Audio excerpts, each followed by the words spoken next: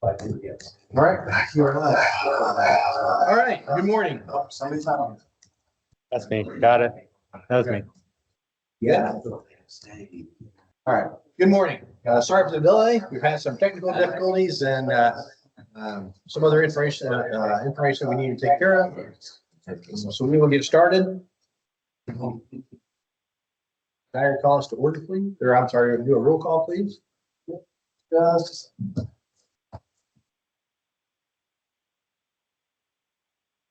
Okay, Mr. Burns. Mr. Cook. Here. Mr. Chris.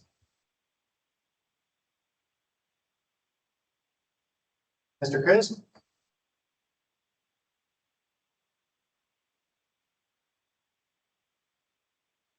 He's online. Mr. Chris. Welcome back. Mr. Davis. Present. It's not here. Chairman. Present. Mr. Paterino. Here. Vice Chairman. Present. Porter. Mr. Slaughter is also not here. Mr. Wagner. Present. Mr. Zane.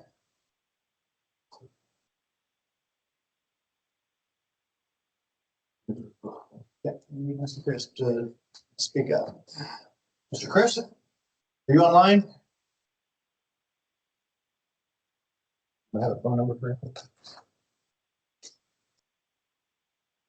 Try and grab one of the teams up there.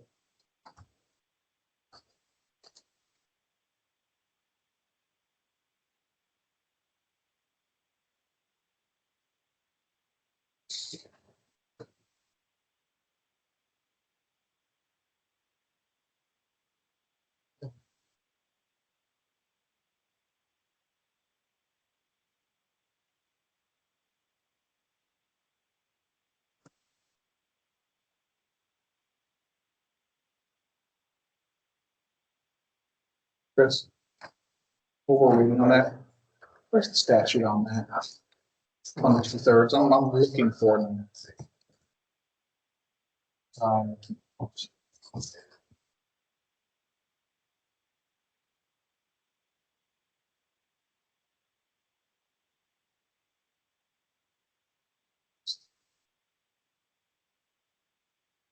It's not even listed.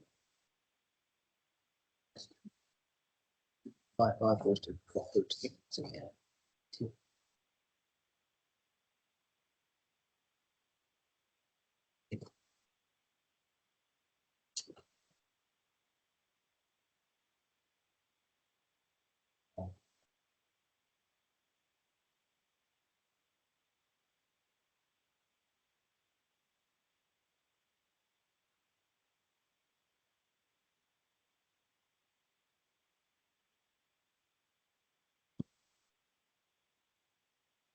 Mr. Chris, have you joined us yet?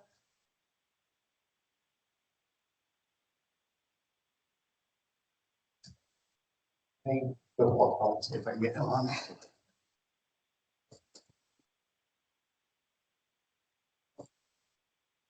Sorry for the delay.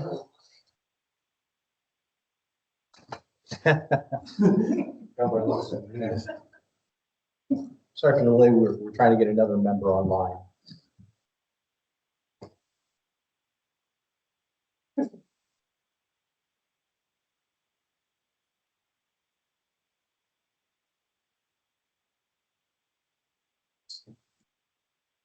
Six of us here. We could one more. Correct. Yep. One. Correct.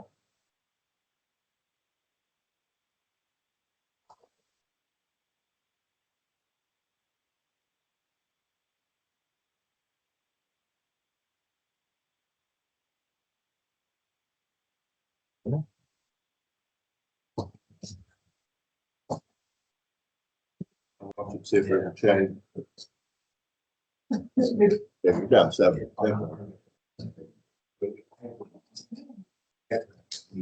That was crazy. It was charged on.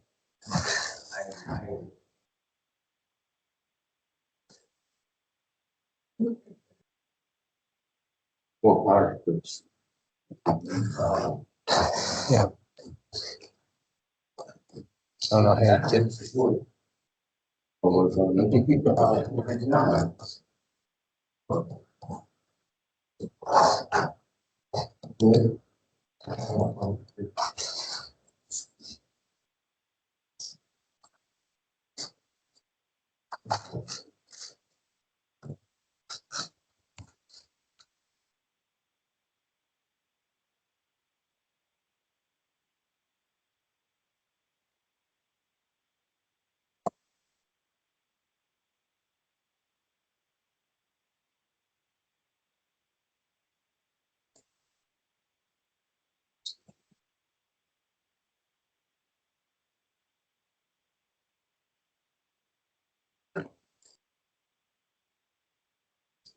Lightning bolt destroy.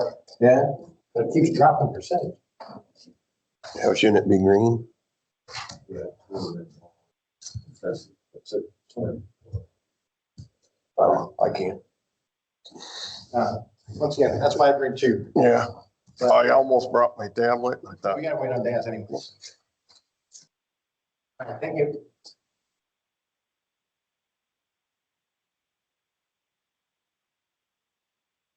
Yeah, he's on. He's just having some issues responding.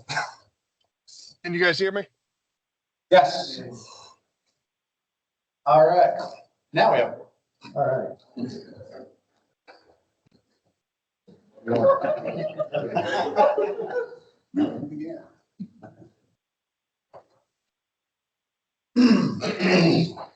All right, let's just run down the most important things first. Cameron, did you want to start with the harmony home stuff? Let's get that out of the way. I'm part of that. This all here. It's fine, just in the interest of time and knowing implementations, we can just run through this as quickly as possible. Do you want to start with the harmony home stuff and get that out of the way? Yes, so we are going to move to number 10, other commission purchase with the harmony home and place of grace. So we have discussion on that. And you're going to hear that first. Is there anything that needs to be said or just? I think we just need to make a motion. Yeah, I can do that. I'm gonna do these as one motion at a time, just to keep them clean. Yeah. So I will make a motion to stay the December 31st, 2024 deadline to install an NFPA 13D sprinkler system as required for place of grace in variance number 220549 until the entry of final judgment in place of grace versus IDHS, case number 124 CV 1272. I'll second. The first and second to stay. All those in favor, say aye. Aye. Those opposed? I believe that's be a roll. Oh, because Mr. Chris was online. Give me 1 second. I'm trying to get us a voting box here.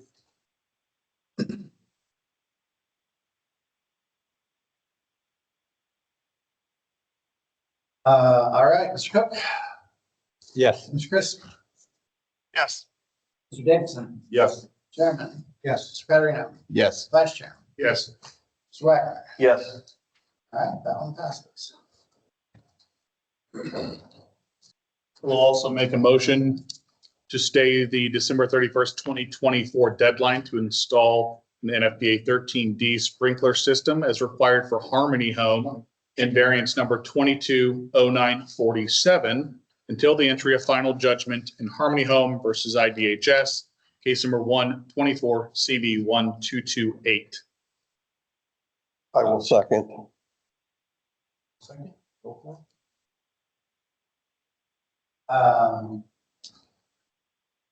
Mr. Cook, Yes. Mr. Chris, Yes. Davidson, Yes. sorry, Mr. Chairman. Yes. Mr. Petterino, Yes. Vice Chairman, Yes. Mr. Wagner. Yes. All right, that one is also stayed. While we're here, I'm also going to make a motion to designate Dustin Dyer as the designee for the November 19th, 2024 30B6 deposition with the Fire Prevention Building Safety Commission cases. Second. First and second.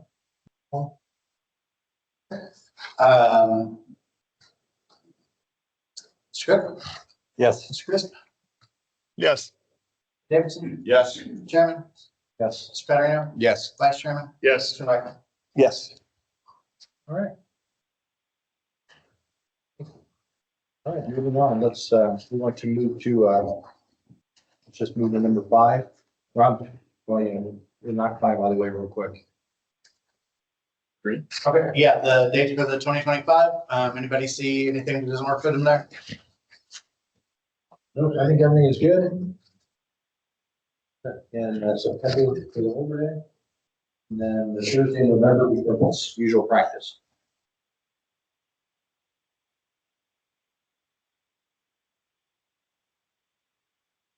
We need to vote on that. Yep. Need a motion? Motion to approve.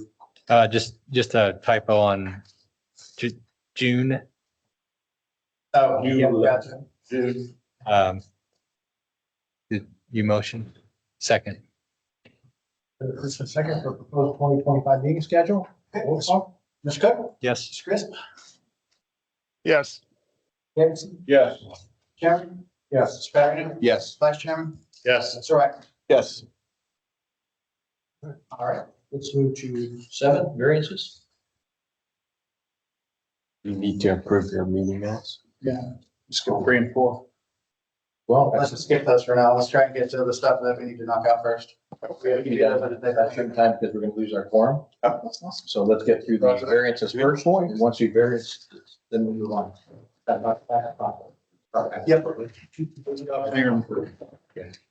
All right. All right, so. You want? You want to do that right now? I mean, it's up to you guys. We have a rulemaking update that is pretty important. We have a representative from items here. There's a federal requirement for us to comply. We drafted a proposed rule for your guys' adoption. The regulatory analysis of the RSA document. Way, if you guys need to look up quorum. So that rulemaking update would be number 5. Is that correct? I think it's six, 5. Yep. About the common code update. I do have some questions about it, so it might be best to put it off a little bit. That's fine. That's fine.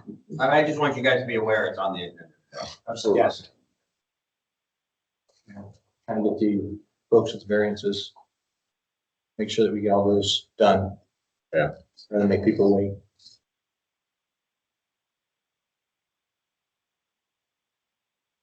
All right, moving on.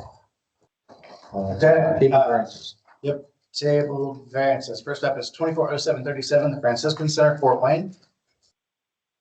I did speak to Mr. Kelty, who is the submitter on this. They did agree to installing a sprinkler system and installing their fire alarm system. They just wanted an extended date, which we're willing to give them. What's the date they want? That would be 3 years. So, December 1st of 2027. Right.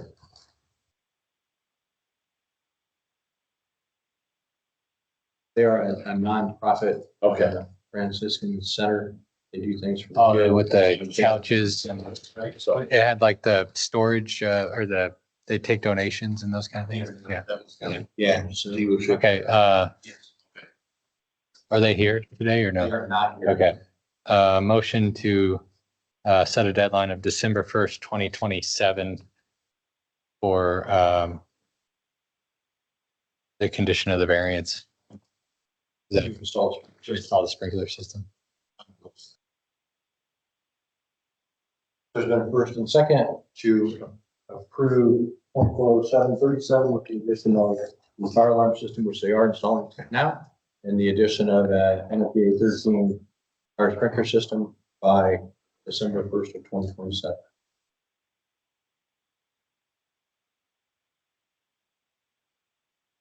Okay, give me a second. My equipment is failing me here.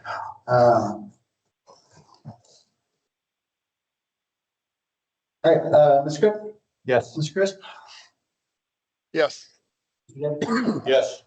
Chairman? Yes. Mr. Pettigrew? Yes. Vice Chairman? Yes. Mr. Wagner? Yes.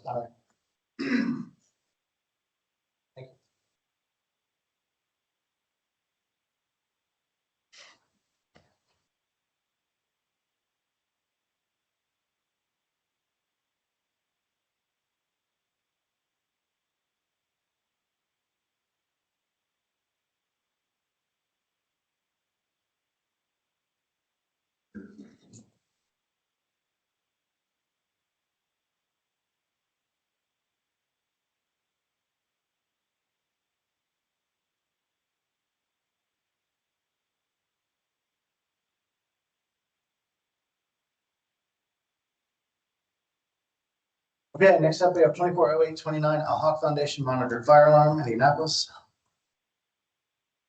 Is there anyone here or online for Hawk Foundation 240829?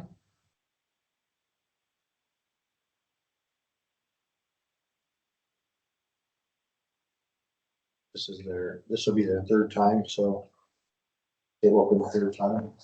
You want to deny for the third time? Usually on the third time, don't we deny? So the third time, this would be their third time in the table. It's been tabled on September and October. Next month. Okay. All right, I'll make a motion to table. Second. Second, table. Okay. Seven. Yes. Mr. Chris Yes. Davidson, Yes. Chairman. Yes. Mr. Pettigrew. Yes. Vice Chairman. Yes. Mr. Wagner. Yes. Table. Next up, we have 240737 Four Corners Winery Valkyrie table. Somebody did it.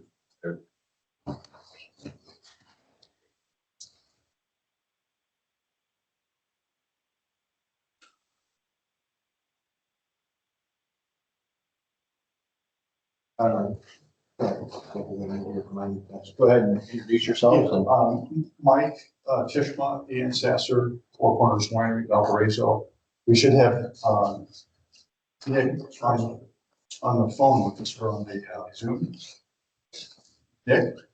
Yes, Nick Georgiou and Associates Architects, Griffith, Indiana. I'm present for this item. Do we want to recap or what do you Yeah, can you recommend? explain to the commission what you're asking for and why you're asking for the variance from the fire code? Okay, so the original, we were commissioned by the owners to do a code study on this building, which was an existing barn structure, right, a two-story shell. We did a code study for the proposed use, which was to make it a assembly and a brewery. It was a combination of A2, F2 uses. And we evaluated the code study. It was determined that because of the occupancy on the A side, it would require a fire sprinkler. That generated the request for the sprinkler variance to waive the fire sprinkler in the submittal we originally made to the DHS Variance Committee. We were deferred to this commission. We appeared at the September 4th meeting.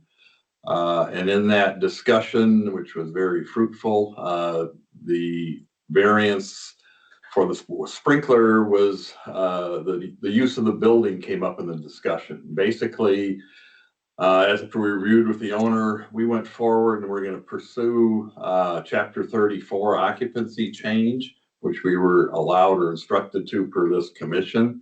So that was the reason we tabled this item in October, because we were in the process of doing that Class 1 certification of the existing structure.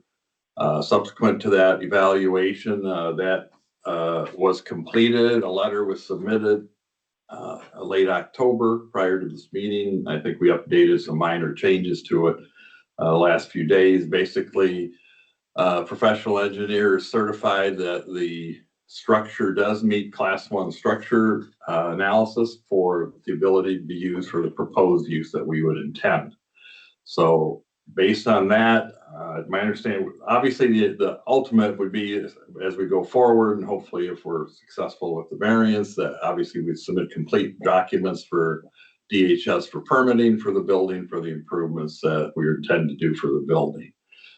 So certification was done, and we are looking at a Chapter 34 occupancy change, and then still I'm requesting the waiver for the sprinklers. Did we get that Chapter 34? I don't have it listed. Well, we asked, Did you actually- go ahead. Thank you. Did you actually perform a Chapter 34 on this, Well, or just the structural? we report? just did the structural report. The intent would be if one, you asked us to verify that it could be used as a Class 1 structure. And then two would be then to consider the variance for the sprinklers. The intent then is to do the complete permitting drawings for submitting it for state permit, under the chapter 34 submittal for classification.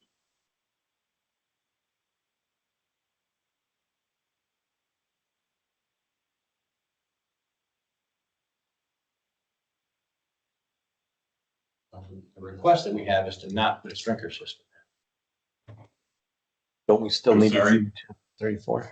We would need to see the chapter 34, but so what he's asking for now is that we let them go from the class from a barn to a class 1 structure with the structural report, but that's not what the variance is for. The variance is to not require a suppression system in an A2.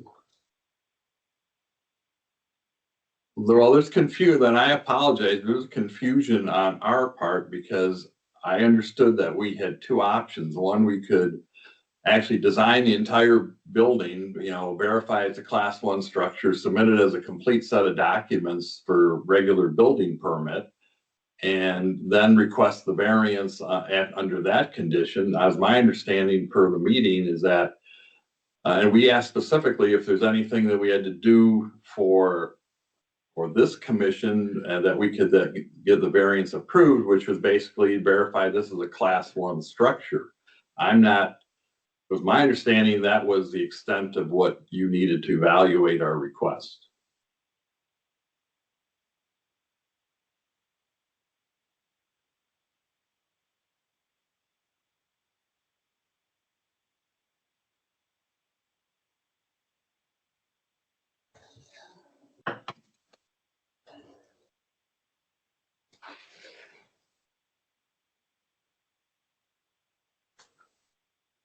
All right, so in the interest of time, do you guys think that you're gonna be able to make a decision on this one today, or should we table it, ask for more information and come back? But what more are they gonna need? What more? Well, they never did a chapter 34, which we would need to see a chapter 34. Yeah. To be completed so that we could take a look at this. Yeah. They did a structural integrity of the building, Yeah, but they also needed to do a chapter 34 structure so that we could take a look at that. And your architect or whoever you had do the chapter 34 would then have to be here to go over that information with us to say that whether or not it meets or does not meet the intent of chapter 34. Is there, I think it's fully comply with the code. Correct. In lieu of 34. Yes. Or you could comply with the code and install a sprinkler system. Yep. Well, I'm sorry. Or you could actually comply with the code and install a sprinkler system. We still need to vote whether or not they could go from a barn to a class 1 structure, and then they could meet fire code and install a fire sprinkler system as well. Okay. So our understanding was that we would bring the structural engineer's report to you, and then we thought that you would vote on that, whether or not it is a class 1 structure. And then after that, you would then be able to determine if it would fall under the class 34. I think there's like a step missing. I mean, that the structural assessment is good. It's helpful, but there's a part that's missing. I think that was what Chairman's saying, is that typically we've seen a chapter 34 analysis of the building, which goes through and gives you Science with that structure. coincides. So there are two parts to the Okay. request. And part of that's because structural is only a part of the building's safety assessment. So there's a chapter 34 analysis that you would have to have your architect and or a code person perform for you to say that you meet all the other intent and that the numbers come out so that you do meet chapter 34 without having to install a sprinkler system. But your structural analysis, as Mr. Cook said, looks fine. That was sent to us. We just need that chapter 34 to coincide. is that a formal application?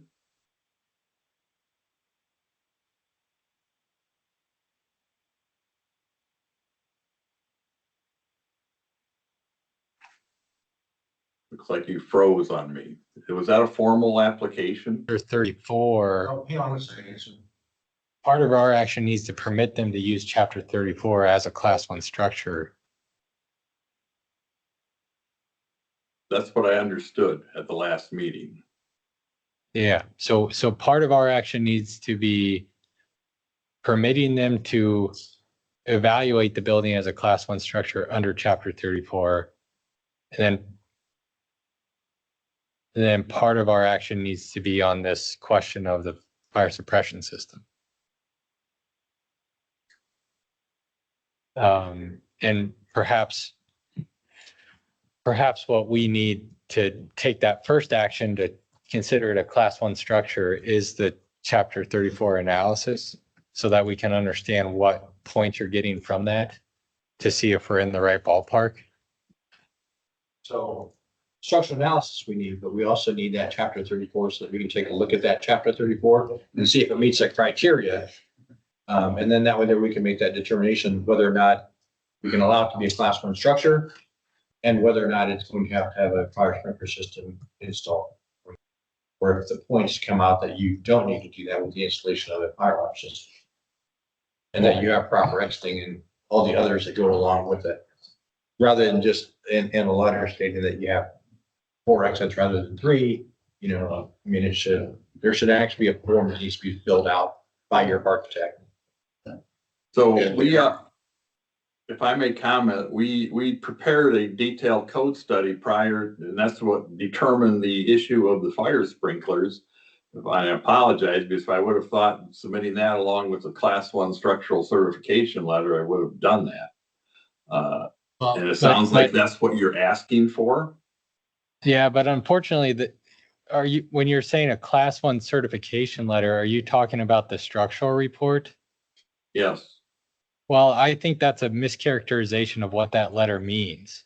That letter from your structural engineer is simply stating that they evaluated the structure of the building and they believe that that structure is capable of supporting the loads that are required for a class 1 structure. There are so many other requirements for class 1 structures beyond structural. So I think it's a mischaracterization to say that that letter is a certification that it is a class 1 structure. Only the commission can turn it into a class 1 structure by variance. So my question is, I understand exactly what you're saying. We misunderstood. I'll take that on ourselves relative to the September 4th meeting, which we were told to certify it as a class 1 structure and literally interpreted that as structural. So we asked if there was any other forms or items we had to submit, and I guess would have to be a miscommunication at this point. So, but I'm trying to understand that you're not looking for a detailed set of complete drawings. It sounds like if I put together a code study of a class 1 building, that this, in addition to the structural component, that the rest of the building meets those criteria or can meet that criteria. Is that correct?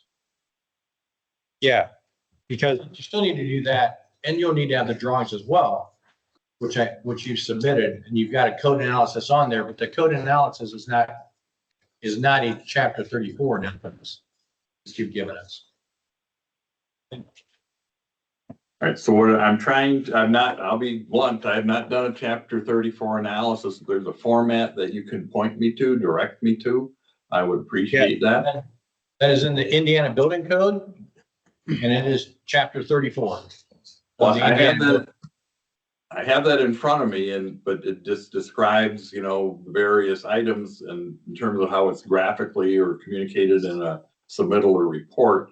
That's my question. Is there a set of plans with the code study and the various, requests for chapter 34 change of occupancy and attach the items? this, if you haven't done one before, I urge you to consult with a code consultant that's done one before. 3412. Yeah, 3412. A 3412 analysis typically comes with a worksheet, and you get points for different aspects of the building, like height and area and Exiting, fire alarm systems. yeah. And so So a code consultant who's done that before typically has a worksheet that they put in all those scores. And then the total of those scores relates to acceptance criteria for what that total should be to be acceptable. So if it's something you haven't done before, I suggest. urge you to get somebody that's done it before because it can be a little tedious. Yeah. Yeah. So I mean, if you guys are comfortable, I think in we trying to kind of keep things moving. Would you be amenable to us tabling this, doing some more Yeah, I think research? That's the only direction. Okay. Okay. Yeah. All right. Are you clear on what you need to do? Well, we're gonna hire somebody else. Okay. All right. Yeah. All right. All right. Motion to table. Second. First, second. Yes. Smith. Yes. Davidson. Yes. Chairman. Yes. Federico. Yes. Vice Chairman. Yes. Wagner. Yes. Thank you. 939 Newport Towers Construction, Crawfordsville. Thank you. Ready here for Newport Tower Constructors in Crawfordsville.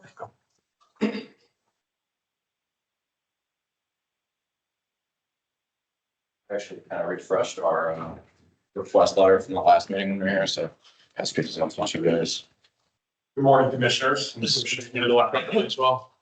My name is Jake Jarrett, Market Design Build. We've also have Kendall York here, who's here as well. Then on the call, we have Rob Kilby, who's our architect, as well as Brent Williams, who's with New York.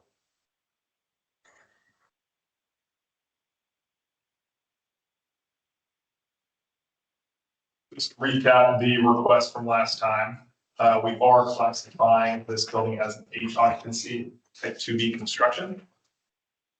Subject to the limited area provisions of section 503 1.1. We are requesting two variances. One of those is going to be the automatic fire protection system exclusion. And the second one is going to be for egress requirements.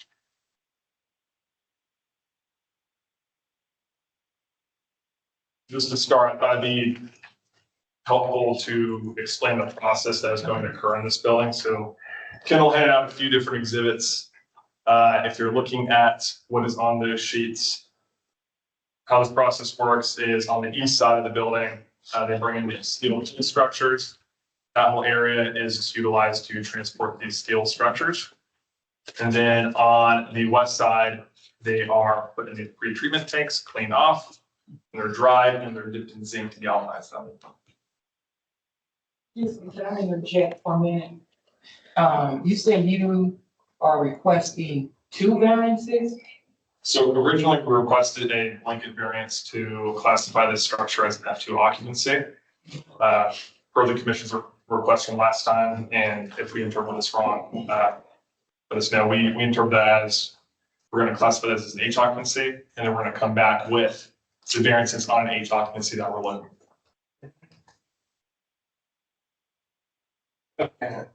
Hi, Daniel, from Security. I believe I emailed, an email with y'all, so if I missed something, I do apologize.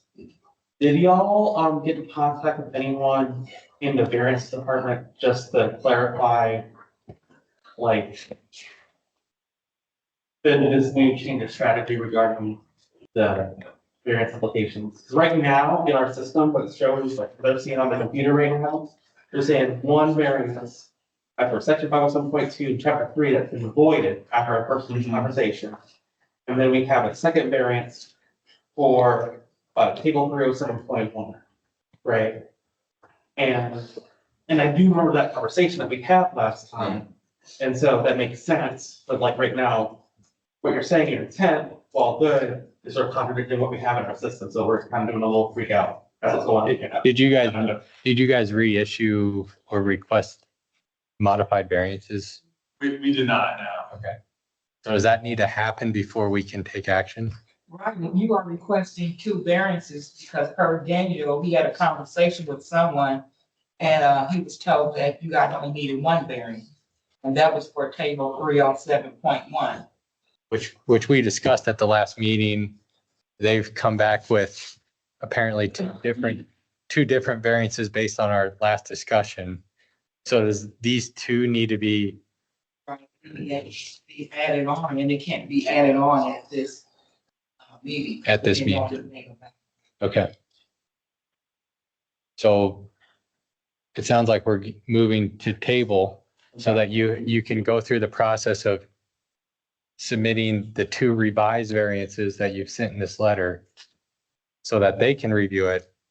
And then it comes, yeah. Correct. Is there any option that we could, regroup on this in like a week or something on like a Teams call? No, it has to be done in a public meeting, regularly scheduled. Unless they have, I mean, since it's in front of us, if they revise the variances, it has to come back. Come back from another commission. Once it's been signed, it can't be unsigned. Okay. Is there? Okay. Sounds like you're on a tight timeline. Well, yeah, that's, we're That's what I'm in feeling. construction here now. So I'm just trying to think if there's any way that we could at least discuss it and, get some consensus and then maybe just have a formality on next month's meeting. I think that. Now, what you can do is go ahead and discuss variance to table 307.1. Get whatever the action is going to be, you can get that, then you can come back and refile for that second variance. You can do it that way. We will start that too. Right. Otherwise, you will have to, What are we debating in this? This variance is before the commission and the commission said, come back with more information. Did you guys dismiss it or table it in a request for more information? So we table it, but they're coming back with two variances that are different from the original. I think the main thing, not a DHS review, is the fact that it needs to be in the variance portal for everybody to look at for the 5 days prior, especially for the local fire official and building official. DHS isn't going to review it, but you can't bring it here and present it to the commission because there's a statutory requirement that the public has to see it for at least 5 days in the local fire and building official. So unfortunately, you're gonna have to get it in the portal, what they're asking for, because there's a statutory mandate for the public and for local officials to see it. It's not that DHS is gonna pass on it because we've already pushed it to the commission, and per rule, the commission is the sole actor on it now. It's just that it has to be viewable to the public and the locals. So unfortunately, you're gonna have to get it up there. It's an administrative statutory requirement. Essentially, it's the law. Yes, understood. So does it make sense to, I mean, because right now, the only thing they have requested a variance for is something that we discussed last meeting that they adjusted their approach based on our last discussion. We would, the feeling of the room is that we wouldn't accept the variance that's currently. So is there a benefit to them to, there's two paths I see. Table this one, they revise it, meet the statutory requirements, which then they have to come back next month in front of us. Yeah. Or we deny the variance they've applied and they submit this.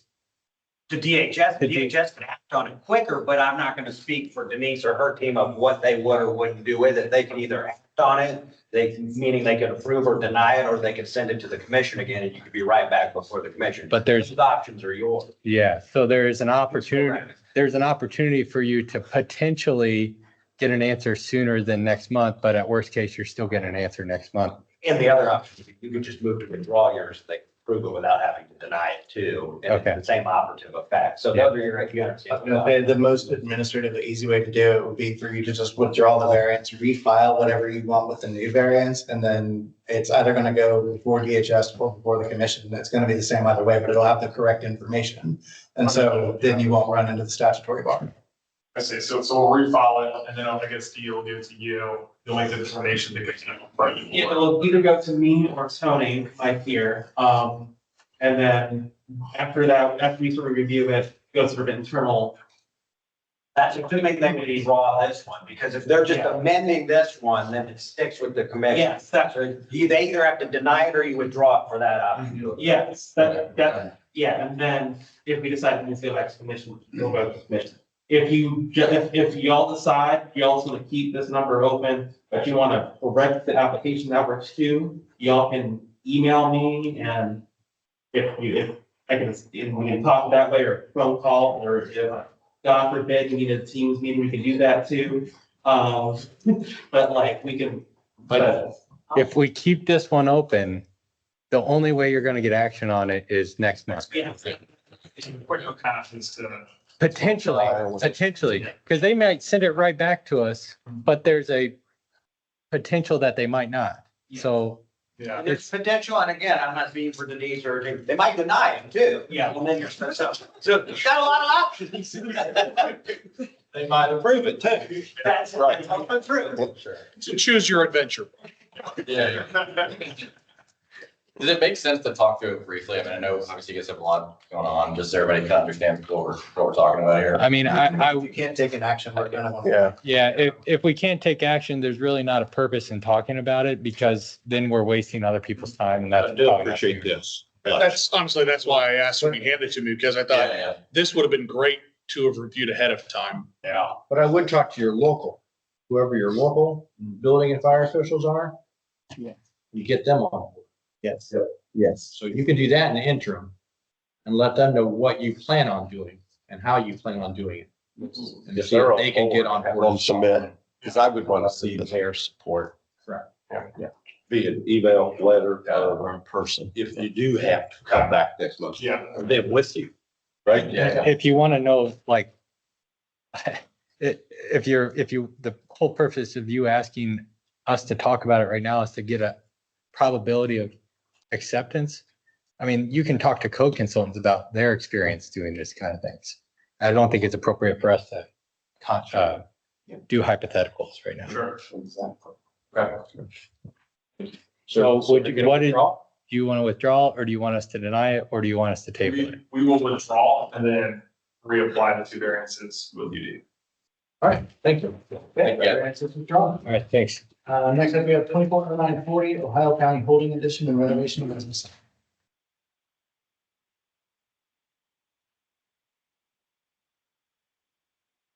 Do you have anyone here for Ohio County Holding Addition and Renovation Rising Sun? For anyone online? Motion to table. Second. Person assigned to table, roll call please. Commissioner Cook, Yes. Mr. Chris,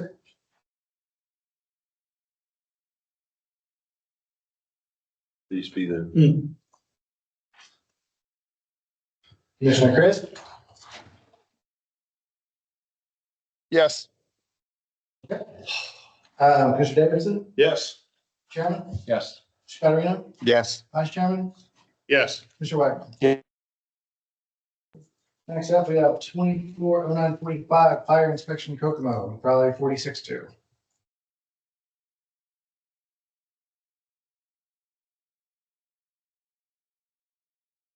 Yes, sir.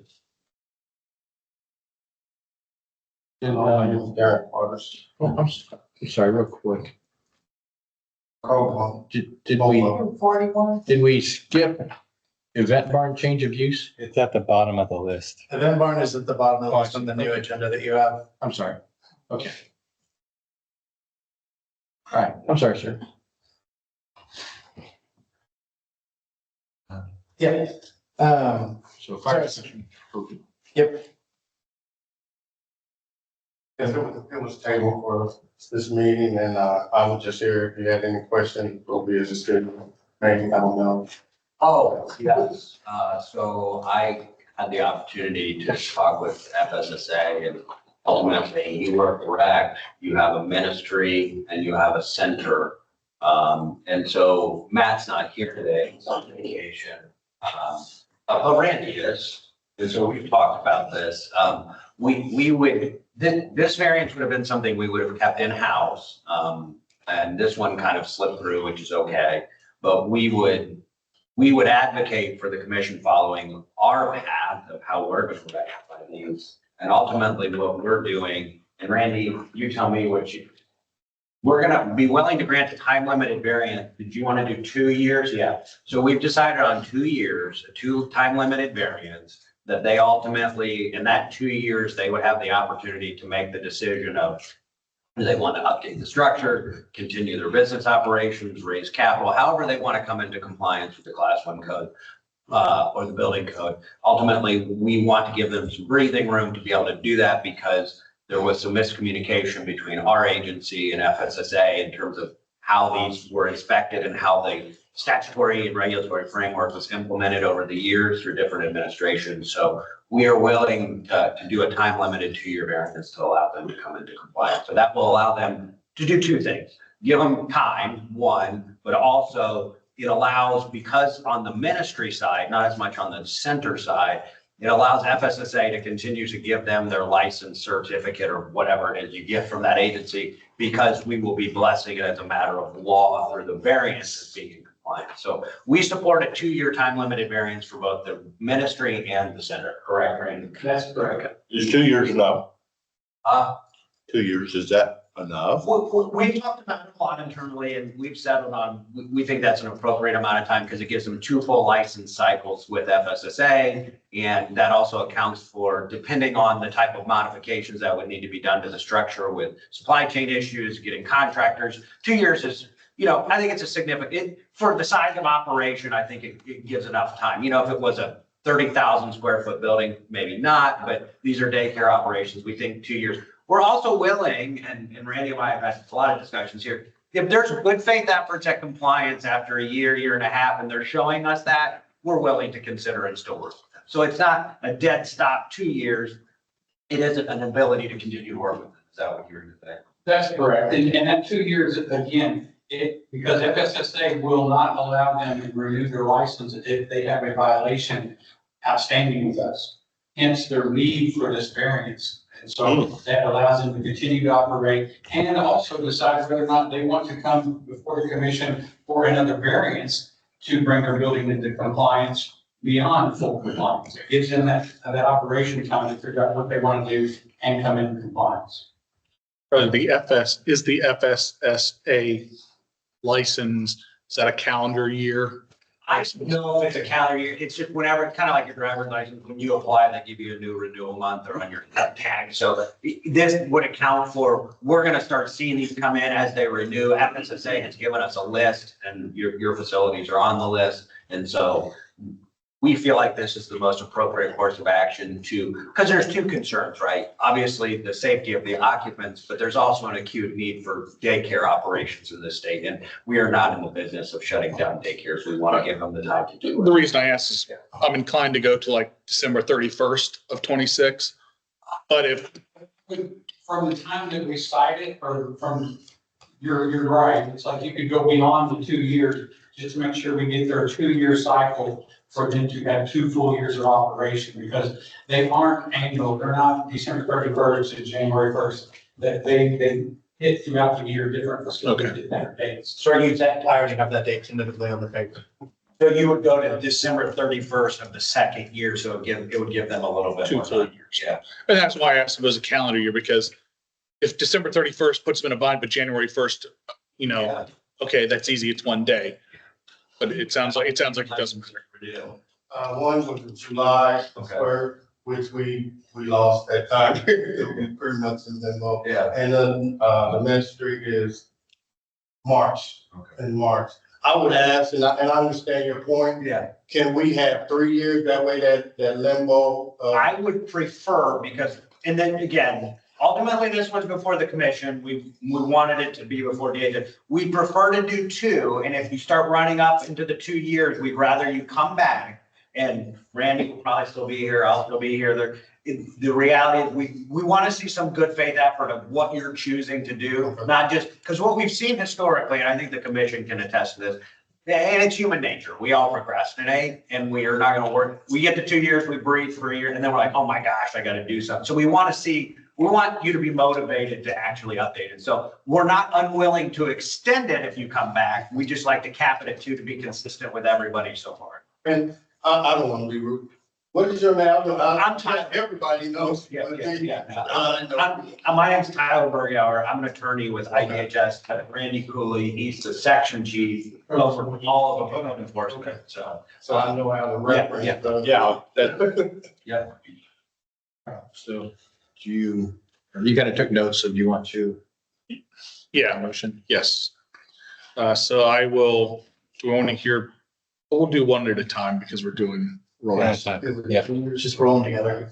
You can roll them together? Yep. Okay. Yeah, we'll see how they're gonna, how do you guys want to do it? Because he was asking, are you gonna do 2 years from licensing date, or would you rather just do, like you said, December 31st? So this was 24, so 26? Is that what? I would rather give you the extra time. That's fine. I'm fine with that. You fine with that, Randy? Absolutely. Okay. Yeah, so I'm gonna make a motion to approve variance 240945 and variance 240946 with the condition that the variances expire on December 31, 2026. Does that get us where we need, guys? Yes. And that gives you a little extra because, and to what Tyler was saying, we'd love for you to have everything done before then. But we understand, the nature of fundraising and whatnot. And yeah, as long as you're making efforts toward compliance, if you get close to that date, come back, let's talk, let's see what progress you've made and what the plans are. So if there's an extension necessary, we're willing to have that discussion. Okay. But hopefully you're great. Things work out. Yes. And even to that end, if you need to submit a variance or you're talking to your code enforcement official and they come back out for the yearly inspection, you can submit 2 options. When you submit the variance request, you can just put a note in there to please ask for legal, so that team knows to come to us, or submit an informal review request and ask to be to the section chief or legal. We'll know if you reference the ministry or the daycare center, we'll know what you're talking about when we're involved, because it is a more complicated issue with another agency. Okay. Yep. Murray, you There's the first and a second. Commissioner Cook, Yes. Commissioner Chris, Yes. Commissioner Davidson, Yes. Chairman? Yes. Mr. Patterson, Yes. Vice Chairman, Yes. Commissioner Wagner. Yes. All right, that one is approved. The next one is December 31st, 2026. Next up, we have 2047, the Union of Fishers. Anyone here for 240947, the Union of Fishers? Or anyone online? That's it. You just sent a message in the chat.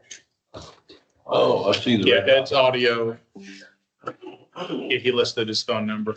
I mean, I can't call him from the chat. You've got to call in to us. Well, is he saying that he called in? Ed, are you online? Is there a way we can unmute that phone number? See the phone number he's saying.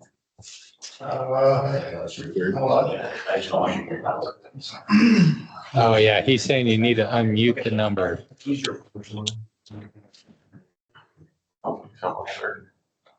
That's Dustin put his.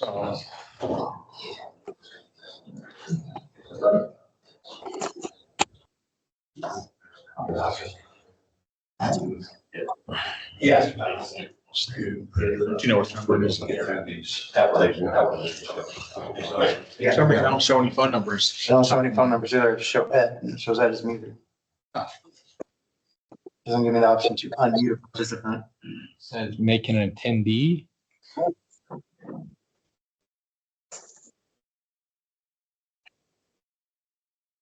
And it shows that he's on through his Teams account on his phone number.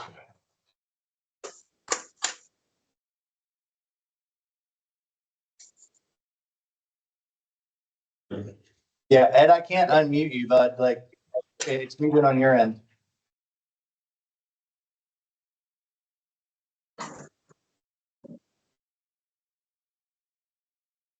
Maybe try calling back in.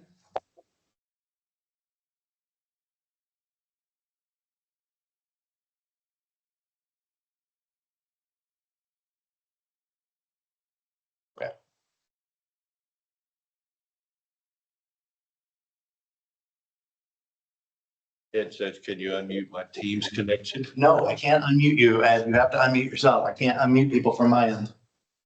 So he's, uh-oh, Yeah, he's muted on his end. I can't unmute in him. his computer, but he's on his phone somewhere else, probably. Yeah, I mean, like, basically, I don't have that capacity because if I were able to unmute somebody, I could just like eavesdrop on all of your calls. Yeah. I think I did it. There you go. Hey, good. Hey, I cracked the code. All right. I'm really sorry. I realized I need to hit *6 on my end, so my apology. right, Ed, Ed go ahead. Rensink. Yeah, Ed Rensink, RTM Consultants. This is a tabled variance. We had received, I'll give the quick version. We had received an email from the fire official with some concerns about this, I think are posted somewhere there. And at the time, we hadn't really given a very good, honestly, the plans exhibits weren't that clear. The last two attachments are a short write-up that I did to explain the particulars of the variance, and then also a set of drawings that gives more explanation. And the main thing is that we're eliminating any openings above the first floor. There are no openings adjoining any of the parking spaces. We've got a 1-hour wall basically separating all parking spaces from the building 12 feet away. And I did receive an email this morning from the fire official saying that Fisher's fire official saying that their major concerns were resolved and they basically aren't opposed to the variance at this point. Is there any way you can send that to us? Well, I thought he said he had communicated with the agency, but but maybe I don't know. Let me I'll forward that email. To whom should I forward that? I think with Daz, wouldn't it be? That would probably be the easiest, yeah, and then I can send it to Denise and the commission. Yeah. I'm sorry, who? Dustin Dyer. Oh, Dustin. Yeah, got it. D.U. Dyer. Yeah, I've got your email here. All right, I just sent that. He said that the email. I said that because the only one we have right now is him opposing it. No, he said, I know. He said, we will let the State Fire and Life Safety Commission make their, oh, wait a minute. He said he informed the state that our major concerns were addressed, but who knows who he sent that to. So anyway, I just, Dustin, did you get that email? I have not gotten it yet, no.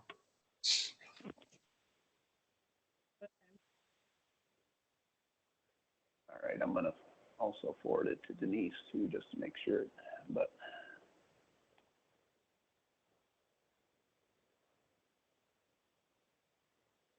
He says, my apologies. I had sent a couple of emails and I sent him the updated information. And he said, my apologies for not reaching out sooner and thank you for the revised plans. The building commissioner and I reviewed the plans and informed the state that our major concerns were addressed.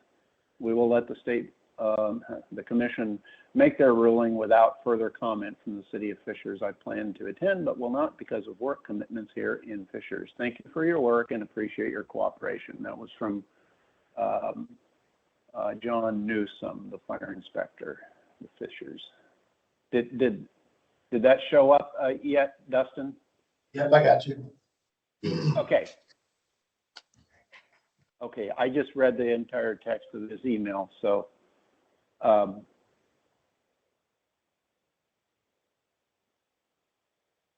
if there's any questions, I'd be happy to answer them, but we don't have any local opposition at this point, and the openings are for a pedestrian opening, and then there's a couple of trash alcoves, but the fire department's concern was having parking spaces that close to the building that were exposing the building, so.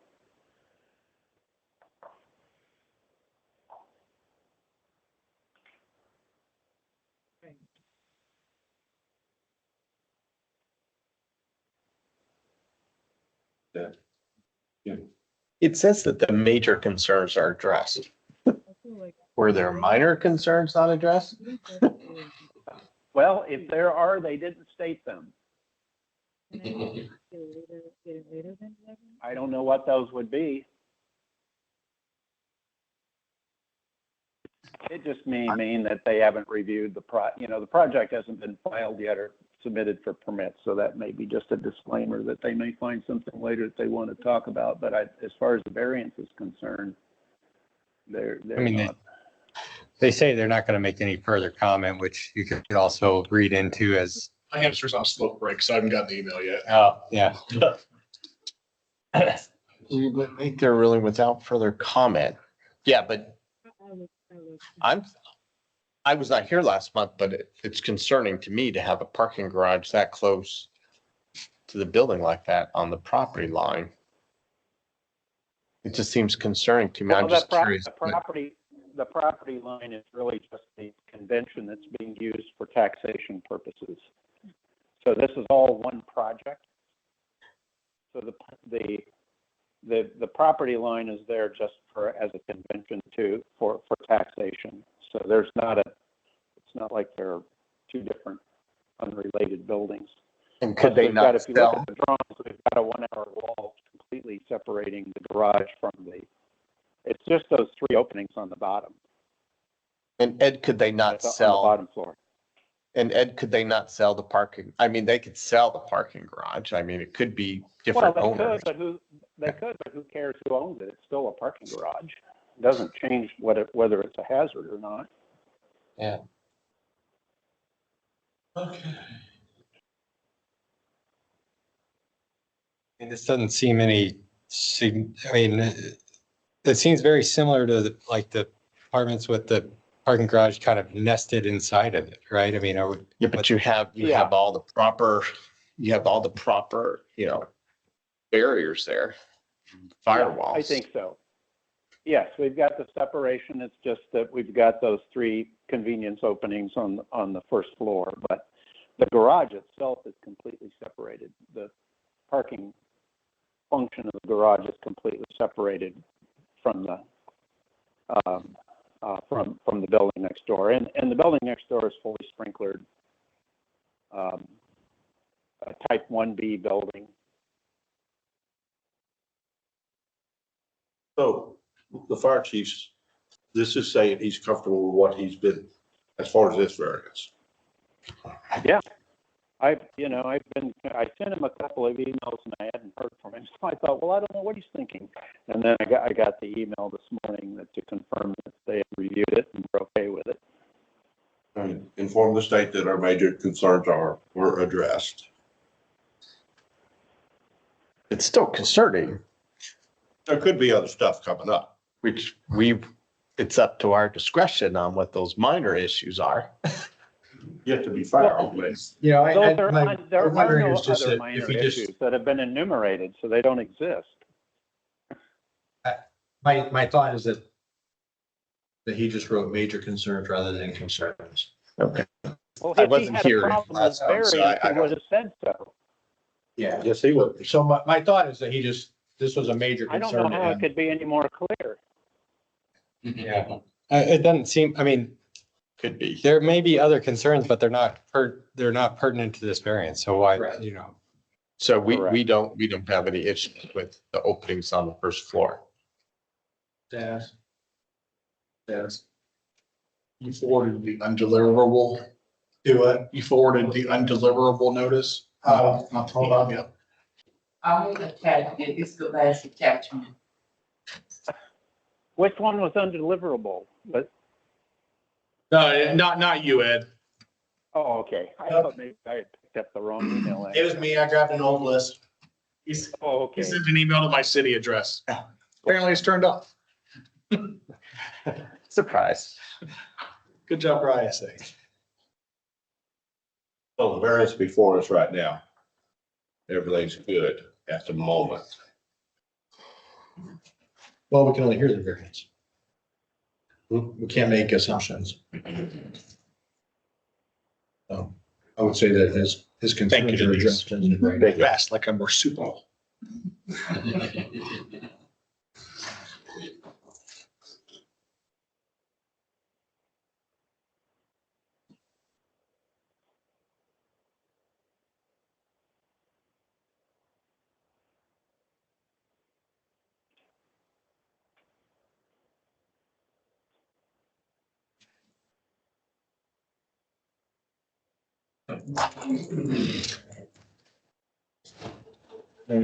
Concern?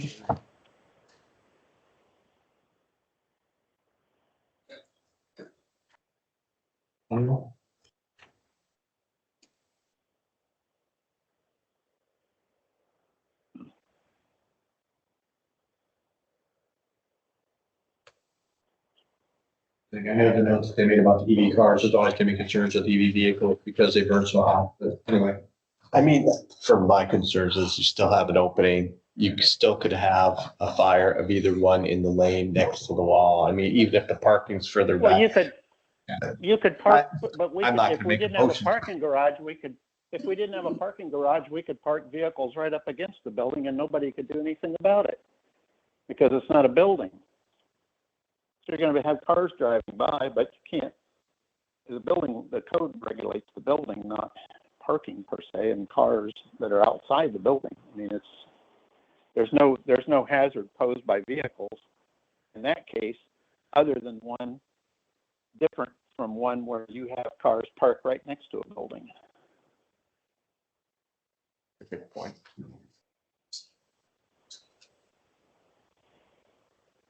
Mike, you have anything? Why not?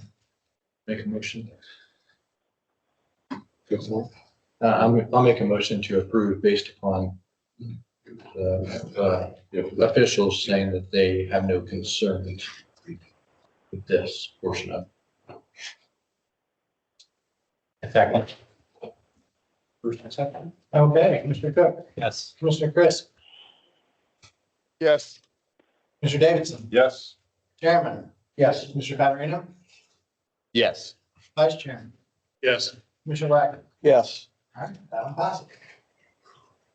Next up, we have 240941 event bonds. Thank you very much. Thank you, Ed.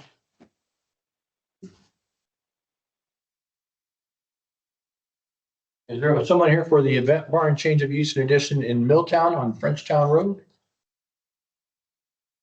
Yeah, so we can. We moved this one to the end because I were having trouble getting it from here. What do you mean, like they were running late or?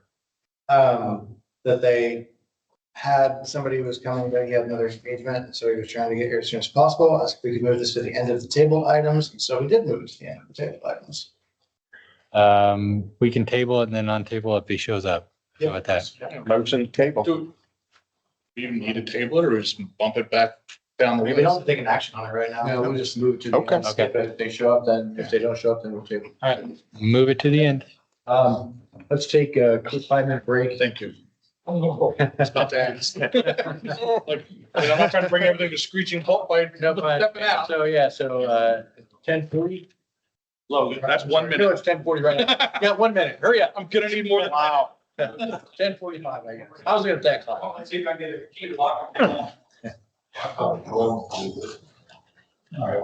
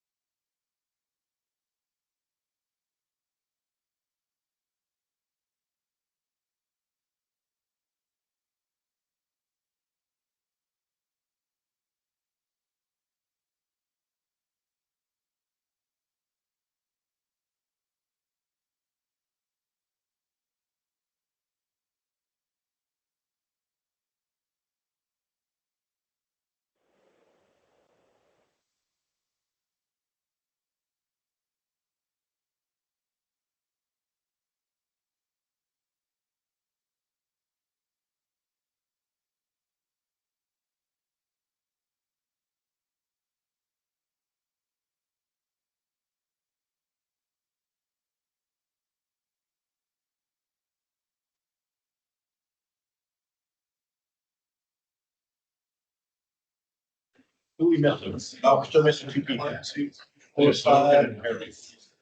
Logan back? Yeah, Logan. Logan's right there. Logan and Harold. All right, Mr. Cook. We're gonna get started. I signed Harold. Yeah. Yeah, he's. Quickie inhale.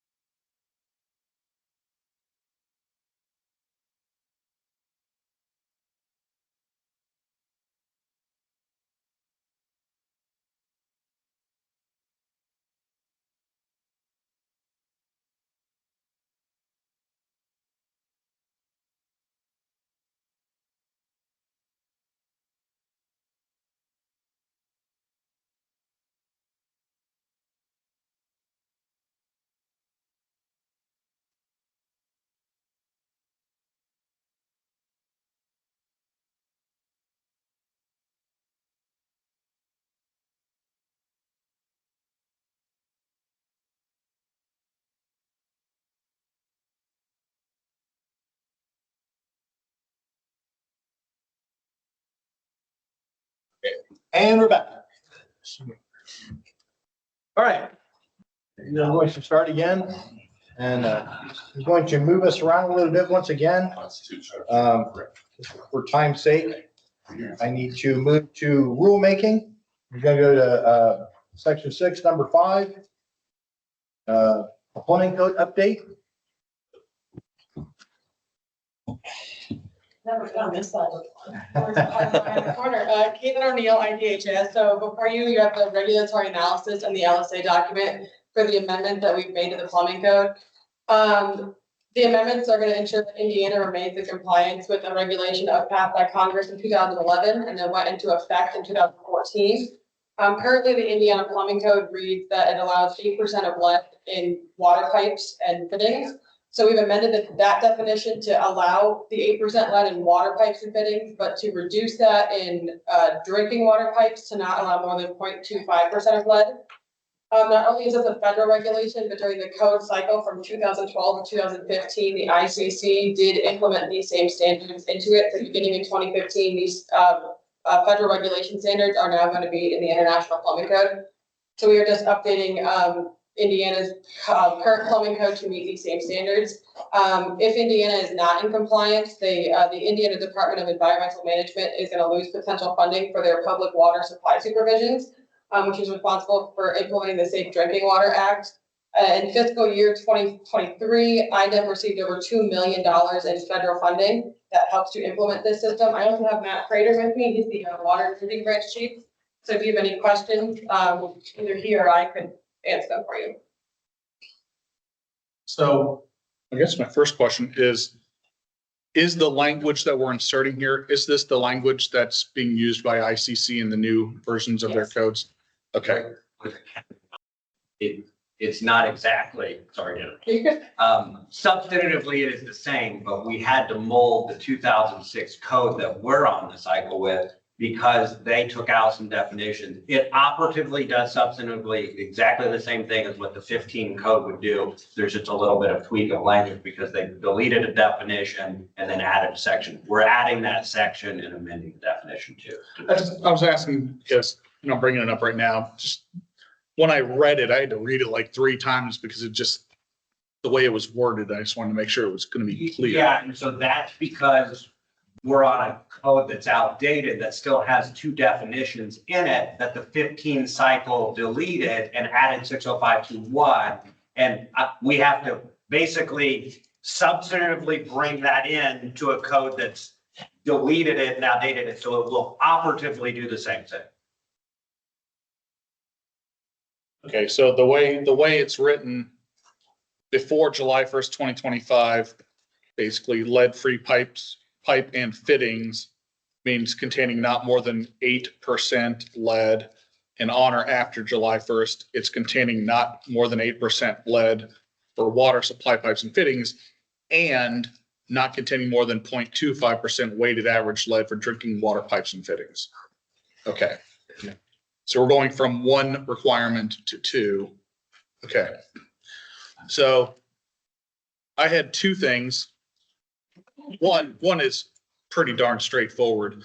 The definition of backflow, when it got transcribed, we misspelled it.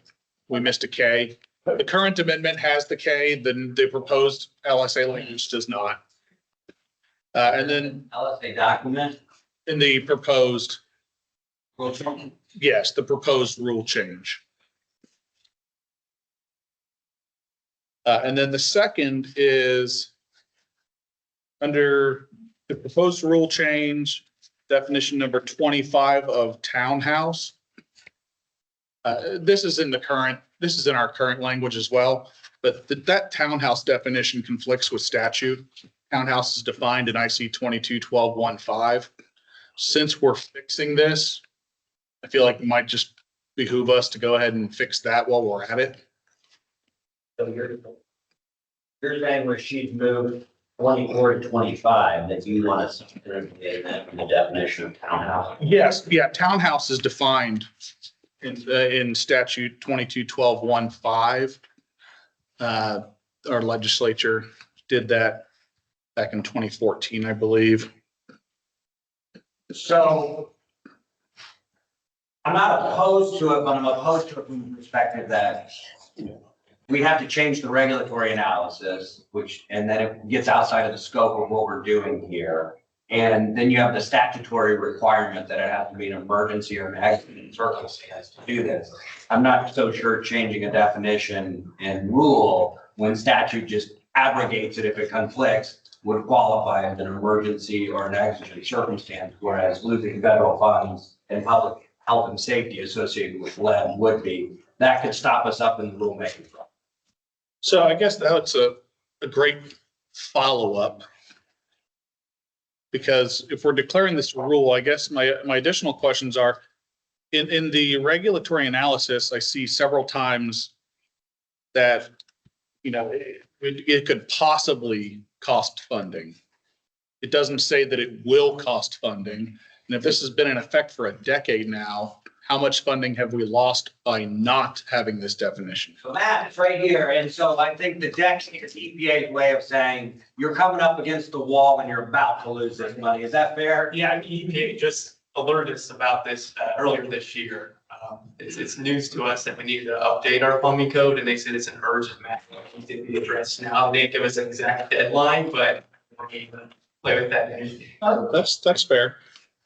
And to that point, I've been on calls with Matt and I've talked, I think EPA's position, and correct me if I'm wrong here, was if we're showing some sort of good faith efforts to amend this through the processes of state government, that they're not going to move forward with action. But if they see us starting to stall, especially since it's an 06 plumbing code, I think they're going to put us maybe within their process.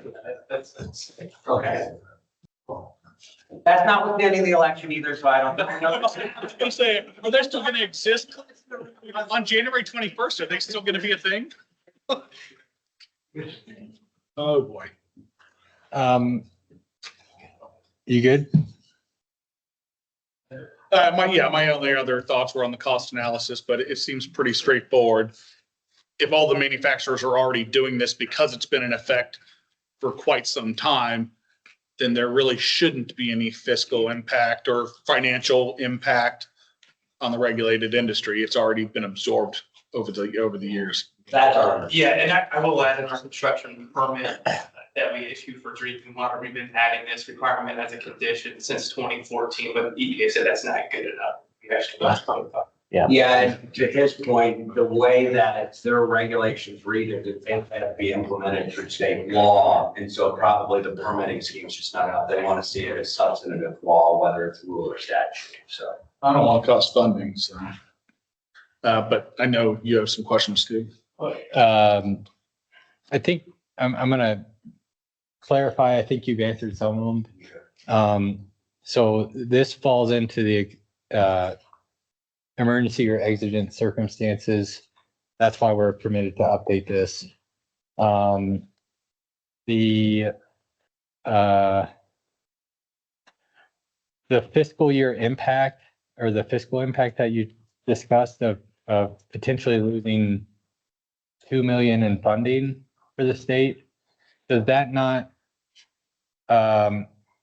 potentially count as an offset to other changes in fiscal impact studies, or is the definition of fiscal impact when we're considering changes only to some other entity besides? well, if I understand your question correctly, I look at things separately, and I try not to conflate these terms. So if you lose me, tell me. I look at a cost to the regulated community as one factor. And when I use the word fiscal, I'm only talking about governmental budget. And so the fiscal impact to the state governmental budget, because if we don't comply, will be a hit of $2.5 million. Our argument in working with Matt and working with EPA is the cost to the regulated community is almost negligible because it's been a manufacturing standard at the federal level for many, many years, even including a requirement for permitting for drinking water. So you can't even really get these pipes, but because of the way that the rule is written at the federal level that EPA promulgated, we have to implement it through state law, which they want to see it in statute or rule, not as a condition on a permit. Okay, and so my point with that question is, we're going through code reviews right now. Part of the code reviews is, I don't know if we call them fiscal impact studies or cost impact studies. And when we make changes, those costs add up, and if the costs are too much, then we can't make those changes. Does this $2 million funding? I think you're on. I don't think that's there anymore. That's not there anymore.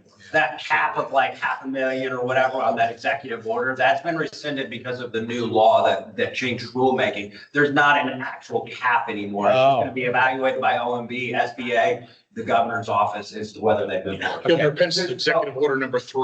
Okay, so let's say that it goes through review and somebody says this is still too expensive to make changes to the code. Would this $2 million number be a potential number to use to offset? So at that point, it's more of so ultimately if OMB SBA does their analysis and because what we're asking for today is your guys' approval of this rule amendment, and then we will start the rulemaking process. And it will be open for public comment, the whole robust process with this amendment. So people can come, there's a public comment period, they can speak in person, they can write letters to OMB, they can write letters to the governor. Ultimately, OMB SBA will do an analysis to check our analysis, send it to the governor's office, and they'll get to make the political call is it worth it at that point? So we're putting forth what our actual qualitative and quantitative analysis is of. It's going to cost the state budget $2.5 million, the fiscal impact of the state budget is $2.5 million. The cost from a numbers and dollars and cents perspective is negligible because of the federal manufacturing standard, but the cost to human life, right, is ultimately having, I think we like unleaded fuel, we like unleaded water. So the idea is we should also have less leaded.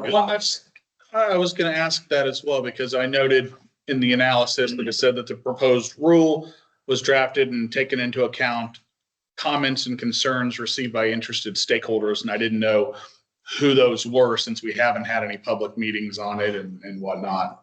How did we do that?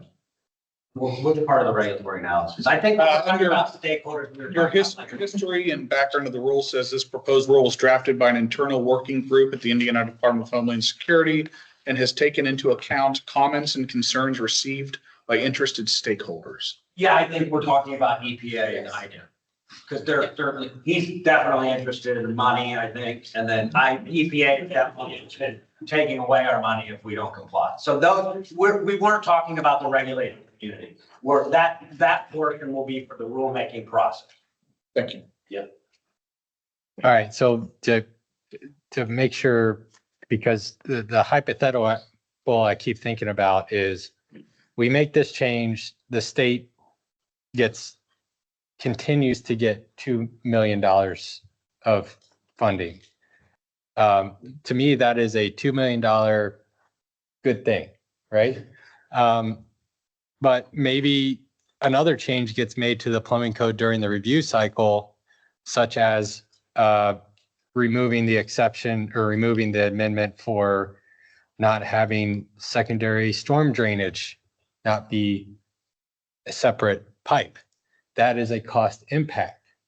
So if we do this and we're not taking advantage of the cost benefit with other changes that may come with cost impact, are we missing an opportunity to impart some change that will have a cost impact? Well, I'm not gonna. Or is this $2 million number completely separate from cost impacts that would be reviewed by OMB? If we do this rulemaking now, are we prohibited from in a future rulemaking noted that we made an emergency rule change that saved $2 million? Well, so I look at, correct me if I'm wrong, if my logic is different than you. I look at fiscal impact to a state budget very different than cost to a community. That's the crux of what I'm getting at. And I view them, because let's say we decided in the plumbing code that we're going to inspect every class 2 structure. Well, IDHS from a fiscal perspective is going to be like, we need 500 more inspectors. So the impact to the state budget is far different than the regulated community in a class 2 structure. There's no cost to them to have a DHS inspector in their home. They might not like it, right? I probably wouldn't either, but in terms, I look at those two differently. When you guys were analyzing the code in these update committees, I feel like you're offsetting cost to the regulated community as a unitary item, separate and distinct from whether it's going to cost the government money to implement this new framework. The confusion is terminology, because for the decade and a half that I've been doing this, it's always been referred to as fiscal impact analysis. And I've talked to Caitlin about this, and tell me, I think that language has been misappropriately used in the way that the code uses it. Is it's a cost benefit analysis that includes money and intangibles like lead in our human body, right? That we say it costs $30 million to do this, but our kids are safer and don't have developmental disorders. Fiscal is about a governmental budget, whether it's at the state or local level. That's the way that I read the rulemaking statutes. And so I think we've interchangeably used the word fiscal when we've been talking about cost benefit analysis. And under the regulatory analysis that Caitlin completed, they're two separate and distinct money pots, if you will. Does that make sense? Mm-hmm. I just want to make sure that we get credit for positive fiscal impacts we're making by changing rules. When the new code comes out and it has negative fiscal impact for rules that are maybe,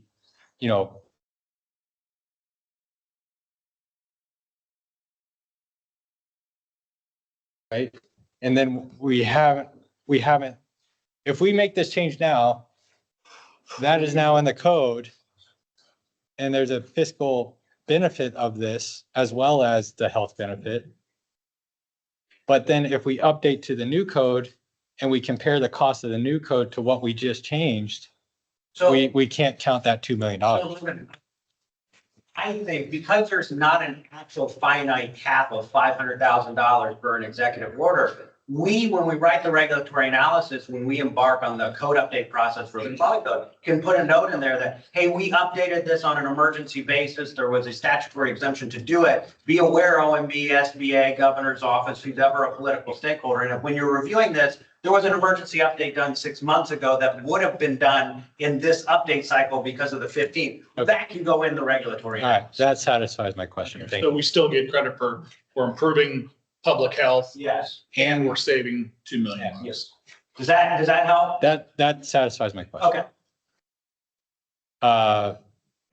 And the only other question was about the language specifically, because when I compare to the 2024 plumbing code, and that you mentioned this already, I'm just getting clarification. They have the two different definitions. We're trying to mold it into one sentence. And I didn't know if did you consider having a reference to the standards that the 2024 building code references in their definition? So I'd have to sit down with your question a little bit more to kind of make sure I totally understand it. But what I can tell you is there were, I think, 2 or 3 options that I put together that I worked with Caitlin and then Justin and I worked together of how to make this mesh with what we wanted substantively to be operative law with the current definitions that we have when the 2015 cycle deleted it. And there was a consensus among the group that this accomplished that. That's, without sitting down with you and showing you like how I worked through it, I'd have to give you the schematic. This was the best option. Okay. So hopefully, as a fellow Purdue engineer, you can trust me on that. Yeah. As a fellow Purdue engineer, we are constructively skeptical. But I'm gonna hide you the pointer, so I have that side too. So trust me on the wording that it implements what you want to You implement. can become a Ball State architect next. I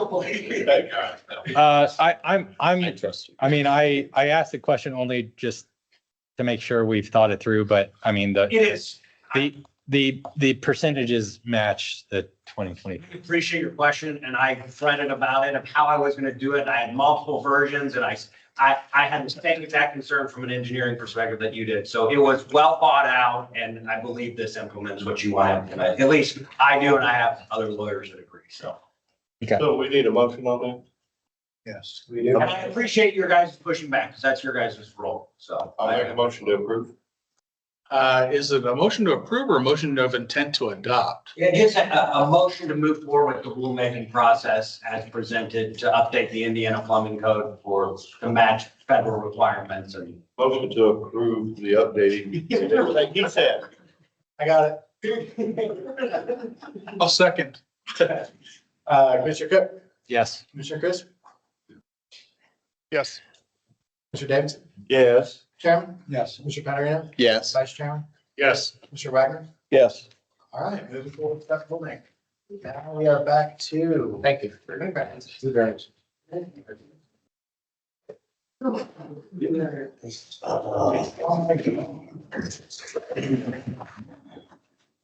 All right, next up, we have 241032 Central Ministries East Edition, Fort Wayne. Yes, the rules state that in that. I'm sorry. Go ahead. Okay, the rules state that addition to a building plus the existing building shall exceed the area permitted by the rules of the commission for the building or structure. The submitter requests a 3,000 square foot addition to the 30,000 square foot A3 5B building be treated as a separate building while sprinkling the addition and the vestibule and maintaining structural dependence without fire separation. The unique circumstance, seeking a recategorization without separation was the reason why we brought this to the.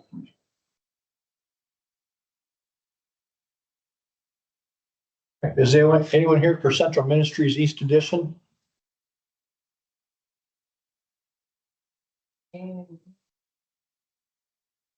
Like that. Anyone online for Central Ministries East Edition, 50-1 Schwartz Road?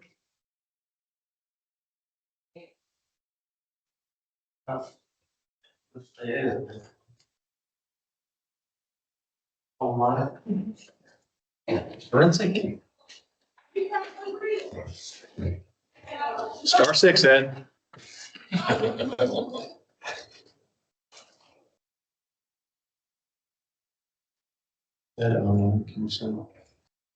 is on.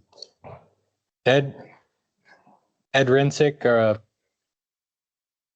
He's unmuted. We can't hear you.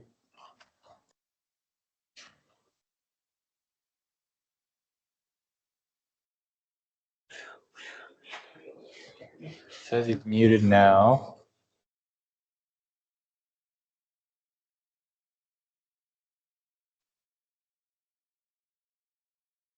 You're unmuted. Ed?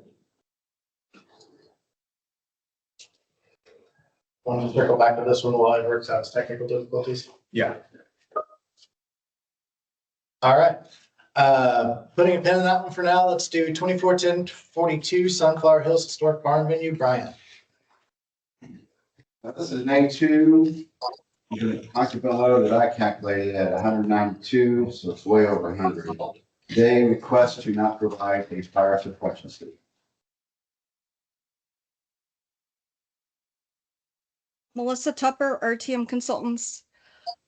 This project involves dismantling 2 barns from 1911 and reassembling them and then adding a new bathroom, brides and grooms rooms, warming kitchen. The building is type 5B construction, 1 story and just under 5,200 square feet.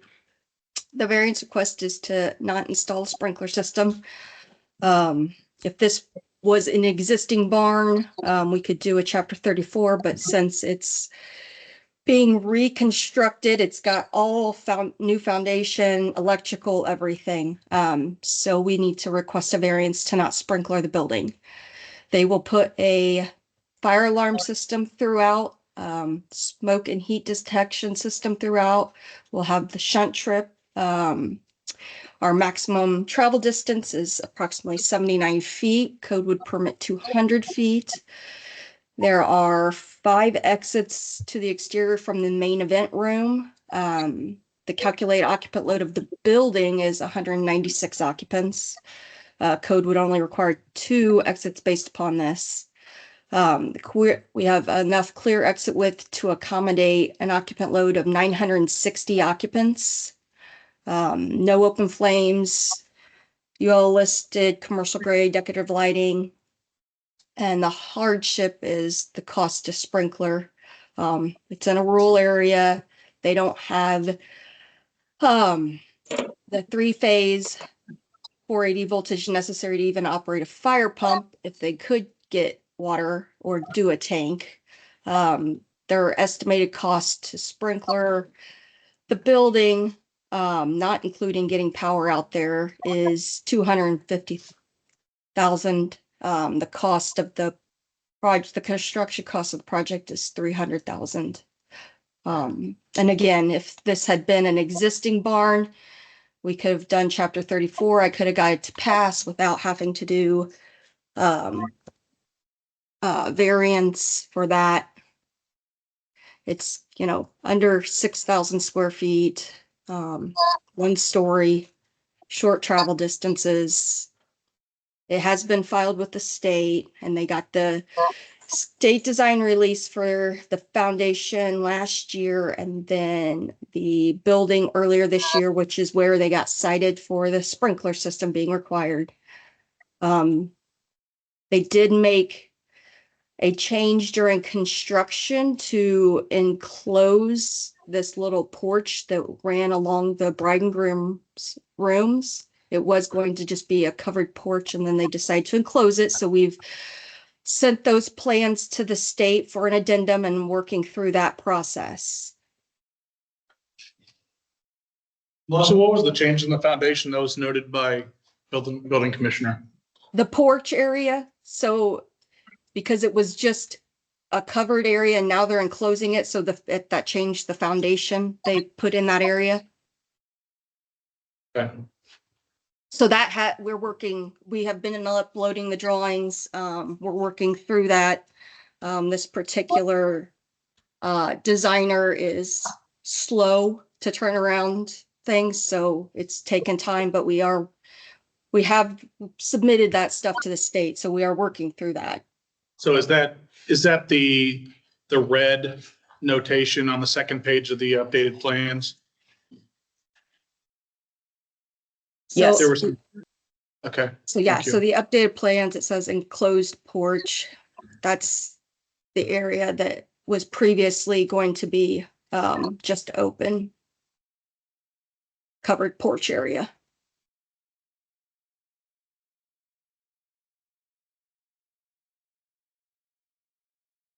Do we know what the occupant load is? It doesn't say. 196. Oh, The calculated occupant load of the building. yeah, the calculate.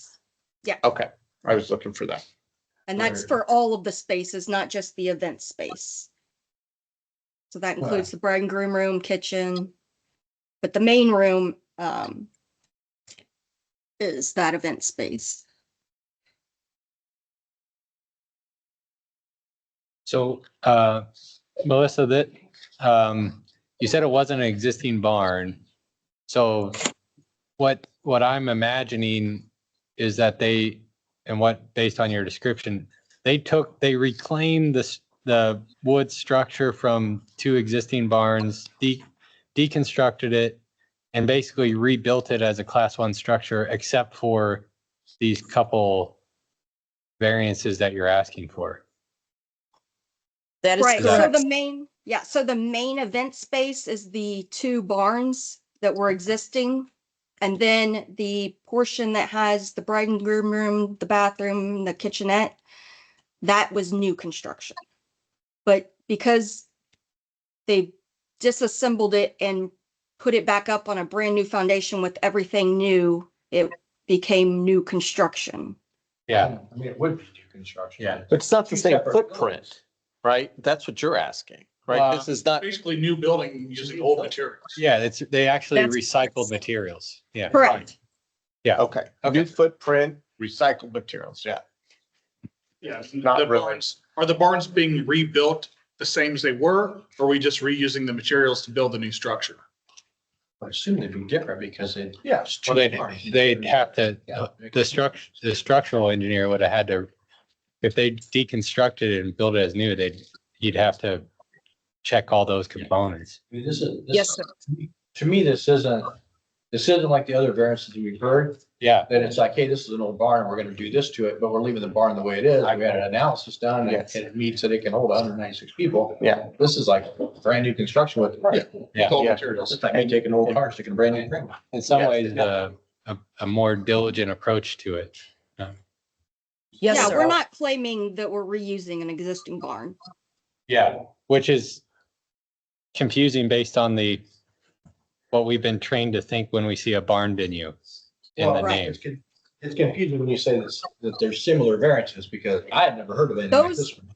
The similar variances are all ones that were brand new buildings.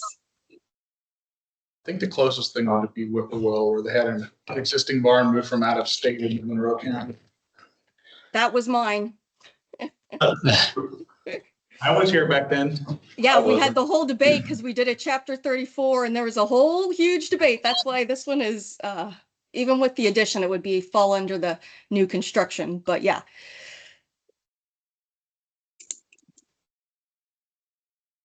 But we've had several brand new structures constructed for event centers without sprinklers in the rural areas that are constructed to look like barns, but are brand new buildings.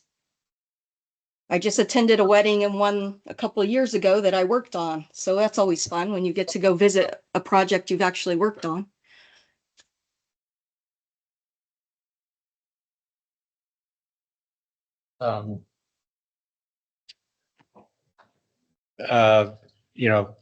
Unless there's further discussion, I'll make a motion. All right. Oh, a motion to approve. Yeah. Yeah, okay, yeah. Yeah, because I was about to make one. Okay, so a motion in a second. Commissioner Cook, Yes. Commissioner Crisp, Yes, sorry about that. Yep. Commissioner Davidson, Yes. Chairman, No. Commissioner Patarino, Yes. Vice Chairman, No. Commissioner Wagner. Yes.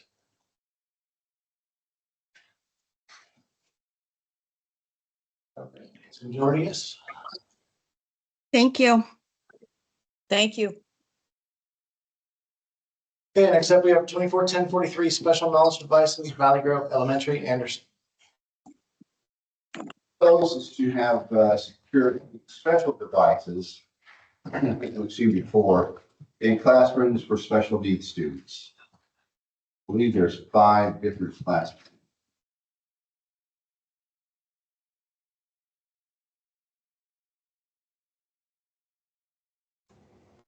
Yeah, at Valley Grove, we've got 4 classrooms there. And I know one of the questions that had came up was whether these were going to be installed the interior classrooms, or if there's going to be any devices installed on the exterior doors.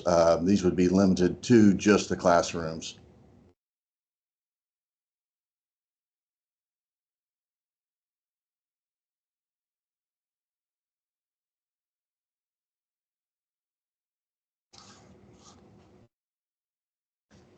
The locks, the submission of the locks, the photo of the locks, is it something where, I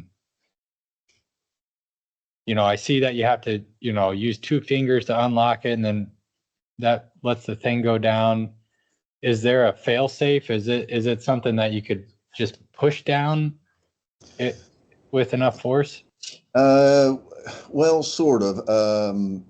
I don't know that you could push it down with enough force, but they're not mechanically fastened. They're actually fastened with a 3M, almost like a command strip on the back. So you could actually grab them and just tear them off.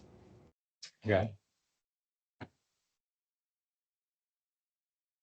And we're requesting this because with the special needs classes, we do have some children in there who are runners, and it doesn't take them very long to get out into the parking lot or to the adjacent road that has a fair amount of traffic on it. So it does put those students at risk. Randy Coogan, Code Enforcement. I think we're here for this variance because of a school inspection that was performed.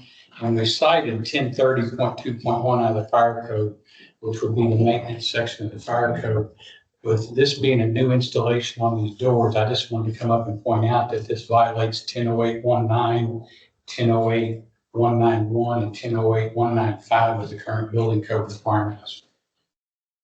So those are different sections that also, which is a special type teaching more than one. I don't speak against the need to prevent it, but I just wanted to point out for the other sections that will be violated. Thank you. So I know we have a number of schools in my town, city, where we have the same thing with kids that like to or can make it because they're quicker than the teachers, I guess, or quicker than whatever. But, have you thought about putting delayed egress or alarm doors so that someone knows that they're pushing on those doors and can? Yes, we have. Because I don't particularly like something that takes special knowledge to try and open.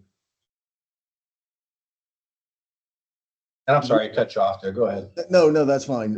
We've entertained everything, and honestly, I mean, we're looking for a solution. And talking to our state fire marshal who cited us for this, obviously he was aware of the concerns, but no one has really given us a solution how to protect our kids from getting out in traffic, because they are quick, and it just takes a matter of seconds. So really, we're just, we're trying to buy valuable seconds that if we see a kid trying to get out, we can stop that. There is always a minimum of 1 adult in the room at all times with the children. So yeah, that's the intent. We did have the exact same situation at our Erskine Elementary with the exact same devices that we did file a variance for earlier in the year. and that one was approved. So what if someone does have a disability and can't pinch these that works there? Or something happens to them to make it so that they can't use them because they've broken their hand or hurt themselves in a way that they can no longer pinch this door. Like I said, I know we've made them either put panic hardware with either delayed egress and or alarm on it so that the kids can't get the door open or at least are hurt if they're going to those doors. And then also, if there's that busy of a street outside, I don't understand why there's not some type of fencing that would be outside your structure so that you can't run out into the middle of the street. Well, with the way That's what we've had places do. You know, we've told them that this is what you need to do so that you don't have your children run into the middle of a street on a busy street. Is to have a fence put around it to prevent that. Well, that's always a possibility.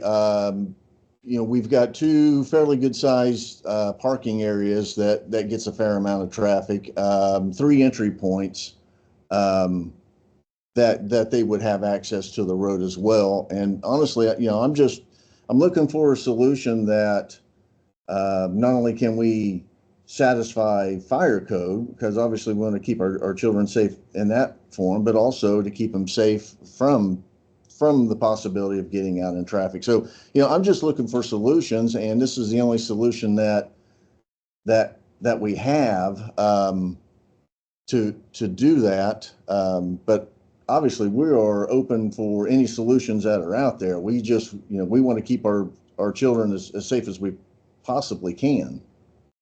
That is our end goal.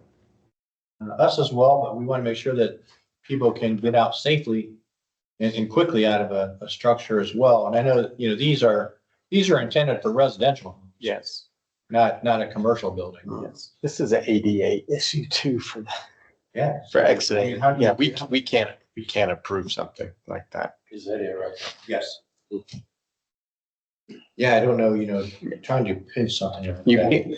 The pinching is the problem right there. And just because you put that on doesn't mean I mean.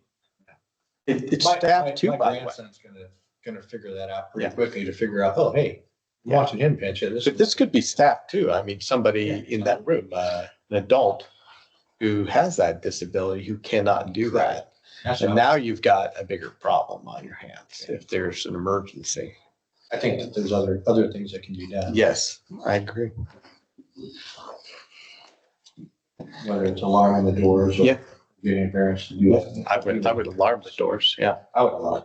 Yeah. And if I'm that close to the street, I'd put fence out there. Mhm. Couldn't get out. I agree.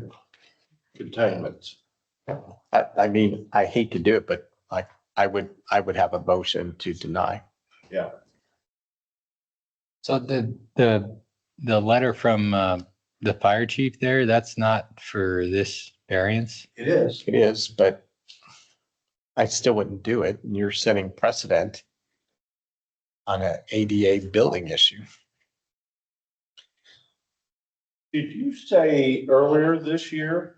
Yeah, I'm looking at that right now. Okay. Yes, that was our Erskine Elementary building. And it's the same K5. I don't remember approving that. I remember hearing. 240703, special knowledge devices. I'm looking at the documents. There's no photos of the device being used. So the only other one I remember us doing, we brought in a presentation and it was just a little drop down. Yeah, it was hearing. Yeah. Different. Yeah. Or University of Indianapolis. Yeah. Yeah. I don't know if it's the same device. No, it was not. Mm-mm. Yeah, because that one didn't require pinching or special knowledge. It was just, it fit into a group. Yep. It was in there.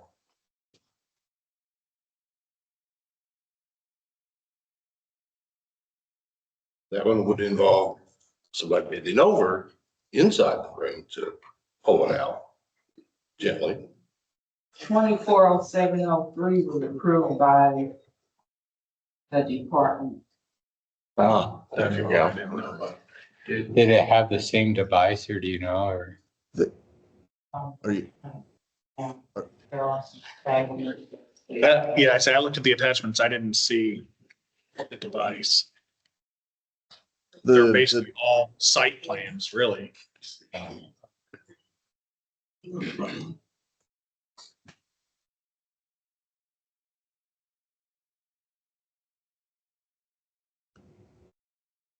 the devices that are on our Erskine Elementary are the exact devices that I sent over proposing for this current variance. And in talking with our local fire chief, Mr. Burrows, one of his stipulations was that since that variance had been approved, that he was okay with it as long as they were the same device. And that's the reason that I sent those devices, that information over.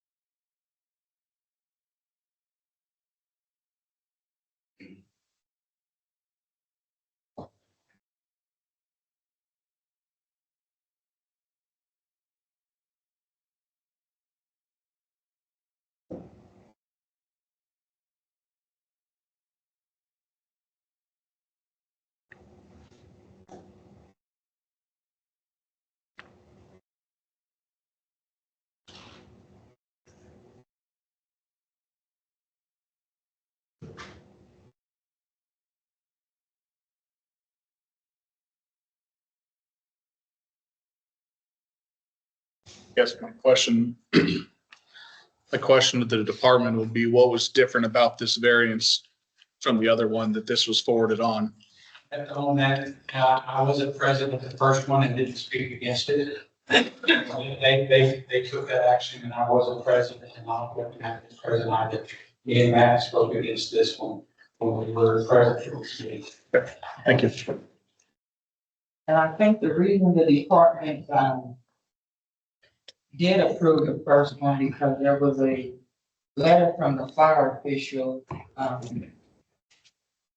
saying that he was okay with, locking the drive.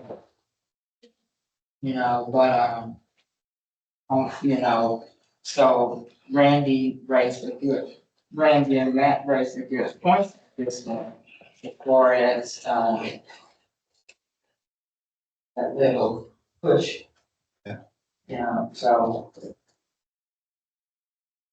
Yeah, it was kind of alarming to me when there was no third party, internationally recognized testing agency had anything for it, and like you all already noticed, it's residential use.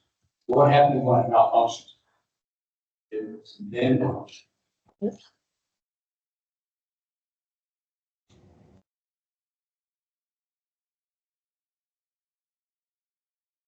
Then we also, was looking at that section in 1030.2.1 of the fire code, where it said that, as long as the local fire official approved it. But then Randy came back and said, perhaps that wasn't right.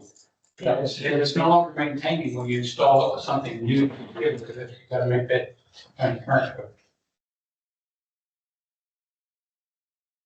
That is also against ADA issues too, because that adult could have arthritis or have something wrong with their hand where they cannot pinch like that. But now you're trapped at that point.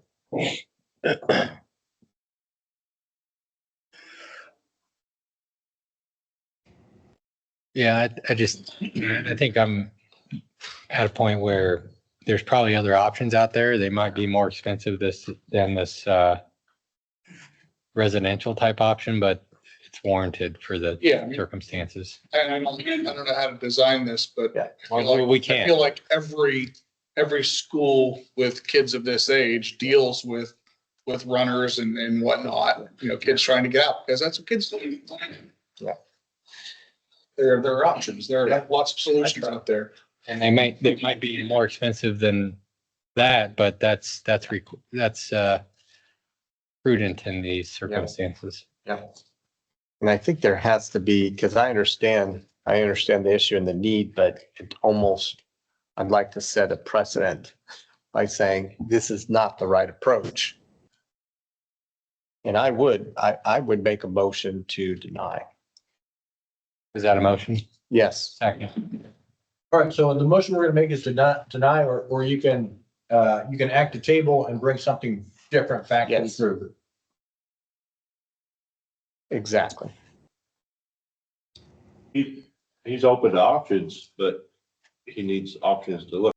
Well, we can't design the option. We can't, that's why I want to deny this, I mentioned other options that we have had hard places do, so. because I'd like to have it on the So record. you have made a motion to deny. Yes. Second. Is there a first and a second? Okay, so first and second, Commissioner Cook, Yes. Commissioner Chris, Yes. Commissioner Davidson, Yes. Chairman. Yes. Mr. Patriano, Yes. Vice Chairman, Yes. Mr. White. Yes. All right, that was tonight. All right, moving on. I think Ed's ready. Do we want to go back to his report? Mr. Rensick, are you on now? Yes, can you hear me? Yes. Excellent. All right. I got the So phone. Your I'm on my Central computer. Ministries East Edition.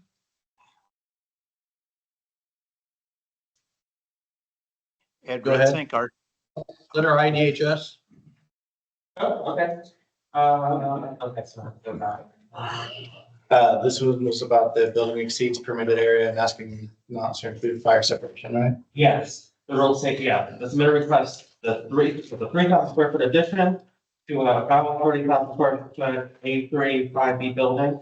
They want that addition to be treated as a separate building from that original building, while sprinkling only the addition of the vestibule and maintaining structural dependence without having fire separation.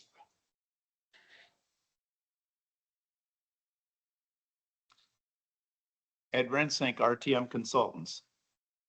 So the project does involve a Sunday school classroom addition of just over 5,000 square feet.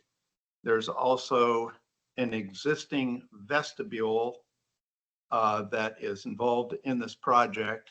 That vestibule is 682 square feet approximately. So they're proposing to renovate that vestibule and have it included with the addition functionally, as you can see on the plan. So providing a firewall to separate the addition is impractical because of the desire to have that as a connected area, a connected connection between the new and the existing. So what we're proposing is to provide sprinkler protection in the addition and in the existing vestibule, including all the associated attic area sprinklered per NFPA 13 in lieu of the separation.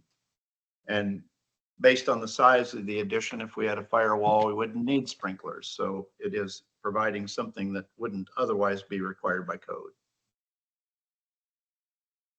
How large is that opening? That is actually, I just looked that up. It's just about 13 feet wide. That's about a 13-foot wide opening into the other areas of the whole church, correct? Correct.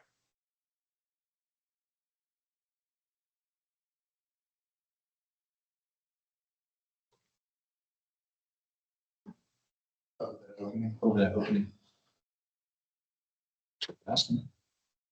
Seems reasonable. Would you be willing to, in that opening, to put closed space sprinklers through there? So it's not. Yeah, very we large. can Need an do extra that. one, You too. know, I would have offered that, but there's not enough. I've got some photos from the client. And there's not enough room to get a bulkhead in there or a draft curtain, but we can do we can do a row of closed space sprinklers, 6 feet on center across that entire area.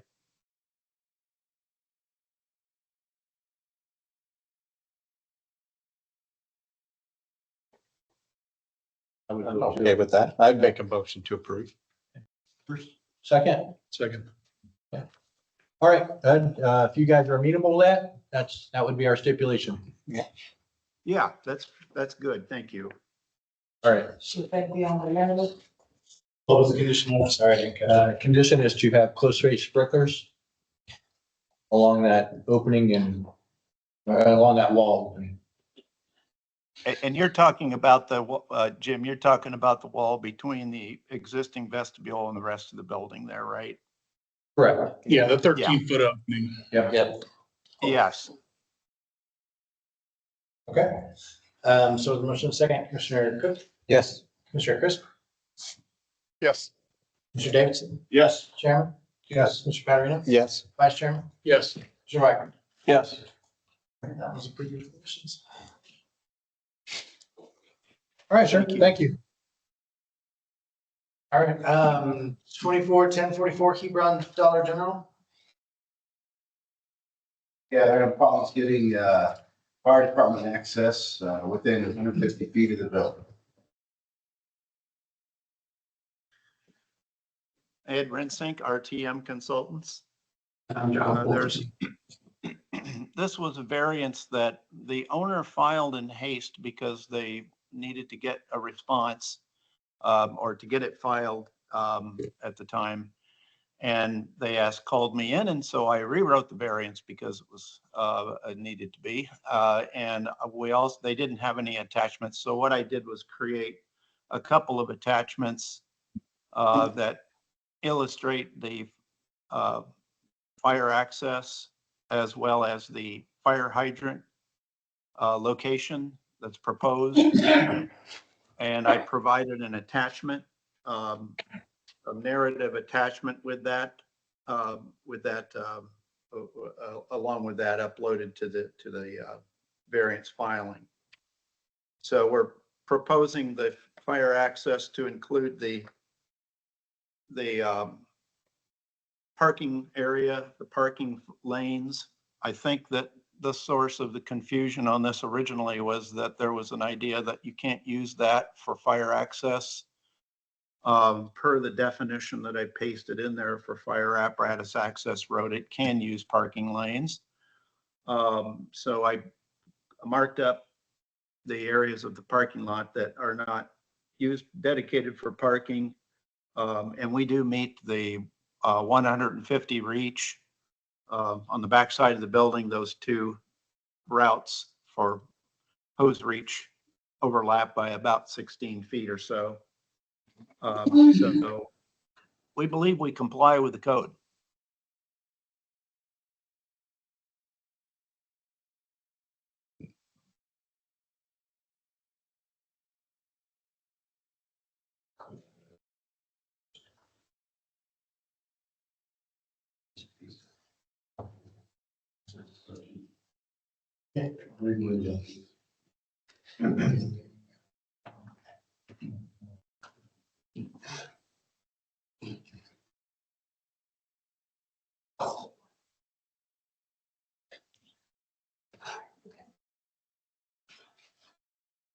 I think one of the concerns with the committee was that, does it satisfy the turnaround requirements for that section, for their largest piece of fire apparatus?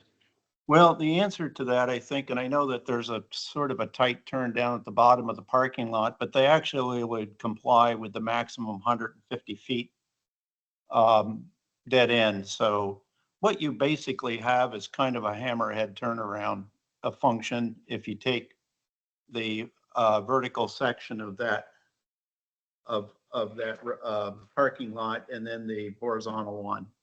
So we don't, they wouldn't need, I mean, if they want to go down and try to make that turn at the bottom, they could, but that's not, it wouldn't, it's available in theory, but in fact, we meet the access requirement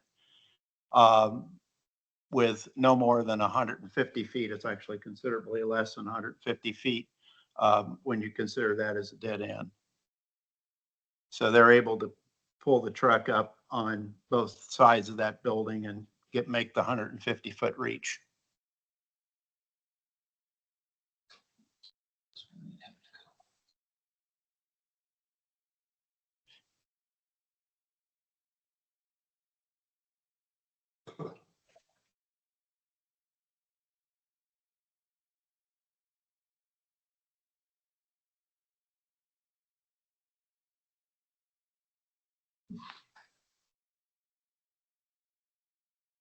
So is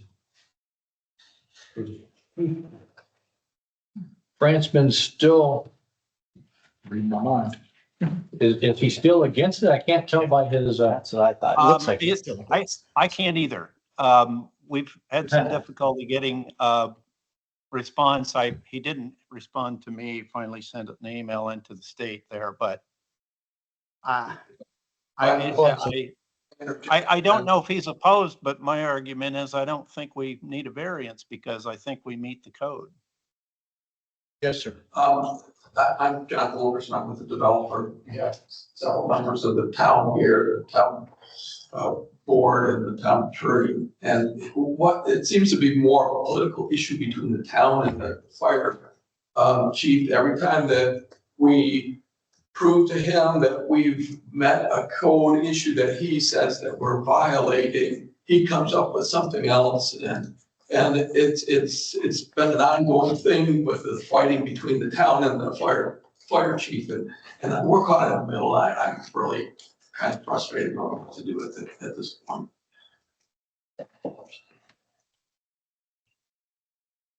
Cool.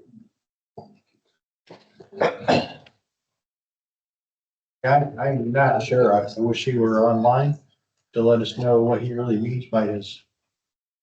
Does he think that it's still within the collapse zone that the fire apparatus would be? That's the way I kind of read it. And it's right there at the end. It's a one-story building, right? Yes. Yes, it's a one-story building, and I'll point out, and I mentioned this in my write-up, is that collapse zone issue is something that you'll find in firefighting manuals and so forth, but that is not in Indiana code anywhere. It's not adopted in any of the NFPA standards. It's not in the fire code. It's not even in the fire code commentary or the appendix for fire access. So I respect that as a firefighting concern, but when you look that up, it's addressing issues where you have masonry exterior walls and that sort of thing. And of course, it's very unwise to park fire apparatus within a collapse zone for an old masonry wall or something like that. So I understand that, but where there's a set of as the code is written, it does not address that issue. And furthermore, it kind of goes without, I don't even need to really say this, but I mean, with the collapse of a metal panel exterior wall is not something that the code that contemplates when you start looking at collapse zone concerns. But my point more so is that that's not in the code. So we're following the code as it's written.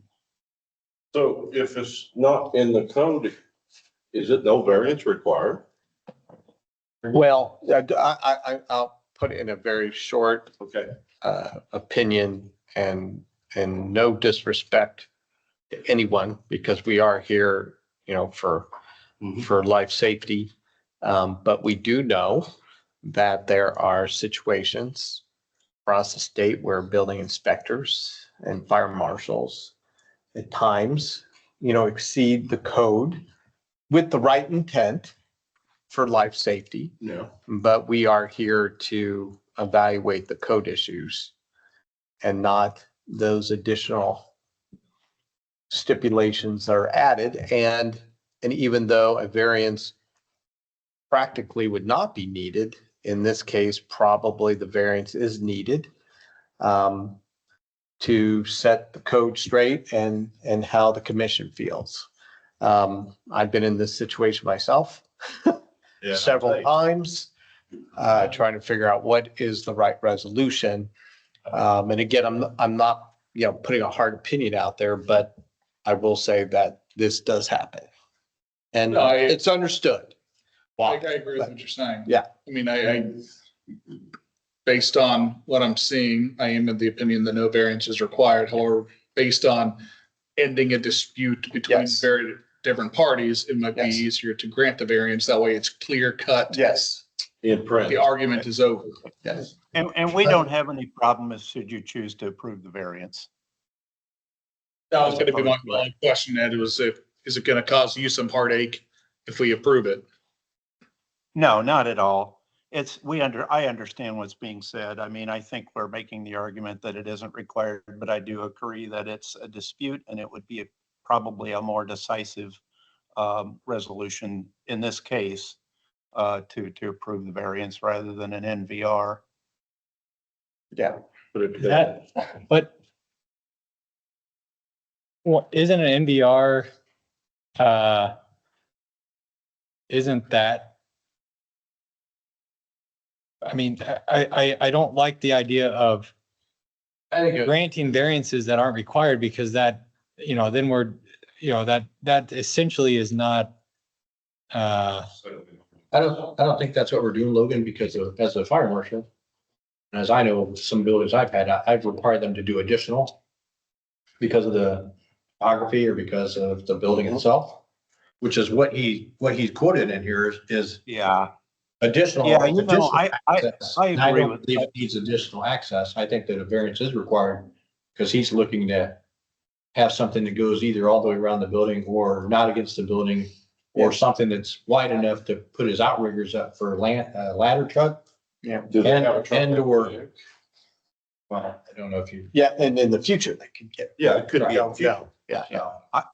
I would agree with that. Either, which I don't see the need for an additional access on a 1-story 16,000 square foot building. Yeah.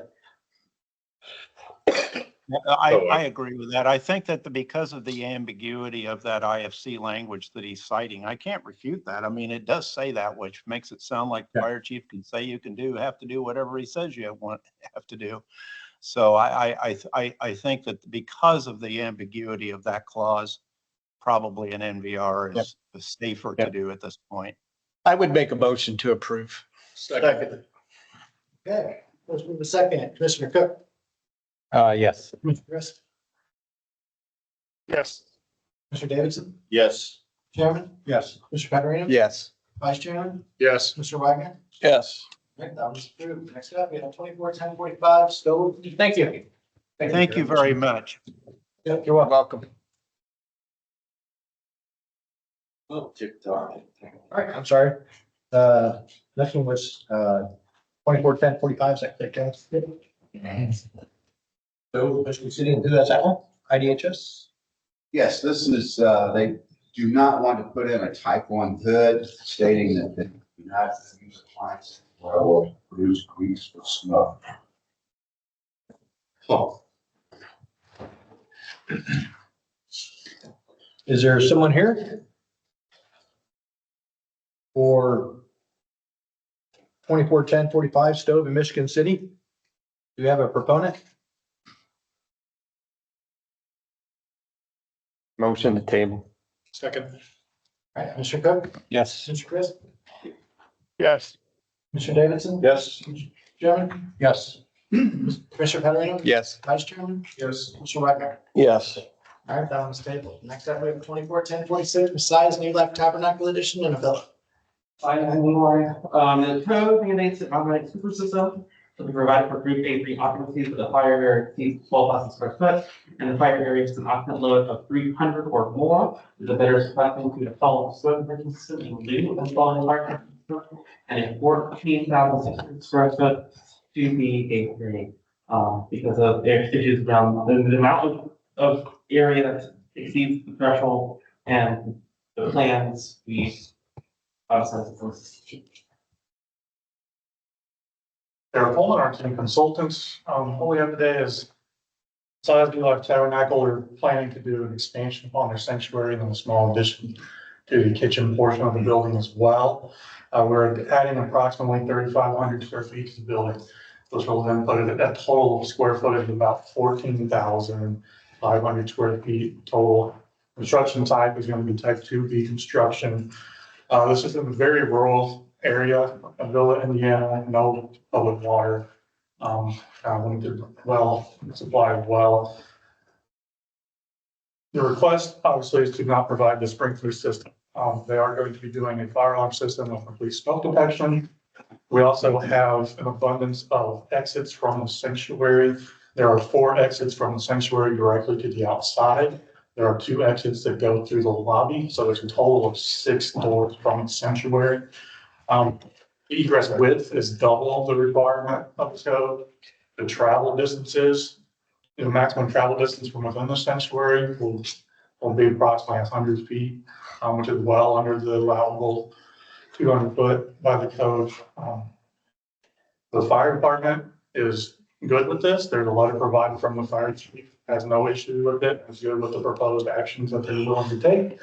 I also have with me today a representative from the property, Mike. He's the pastor, president of the church.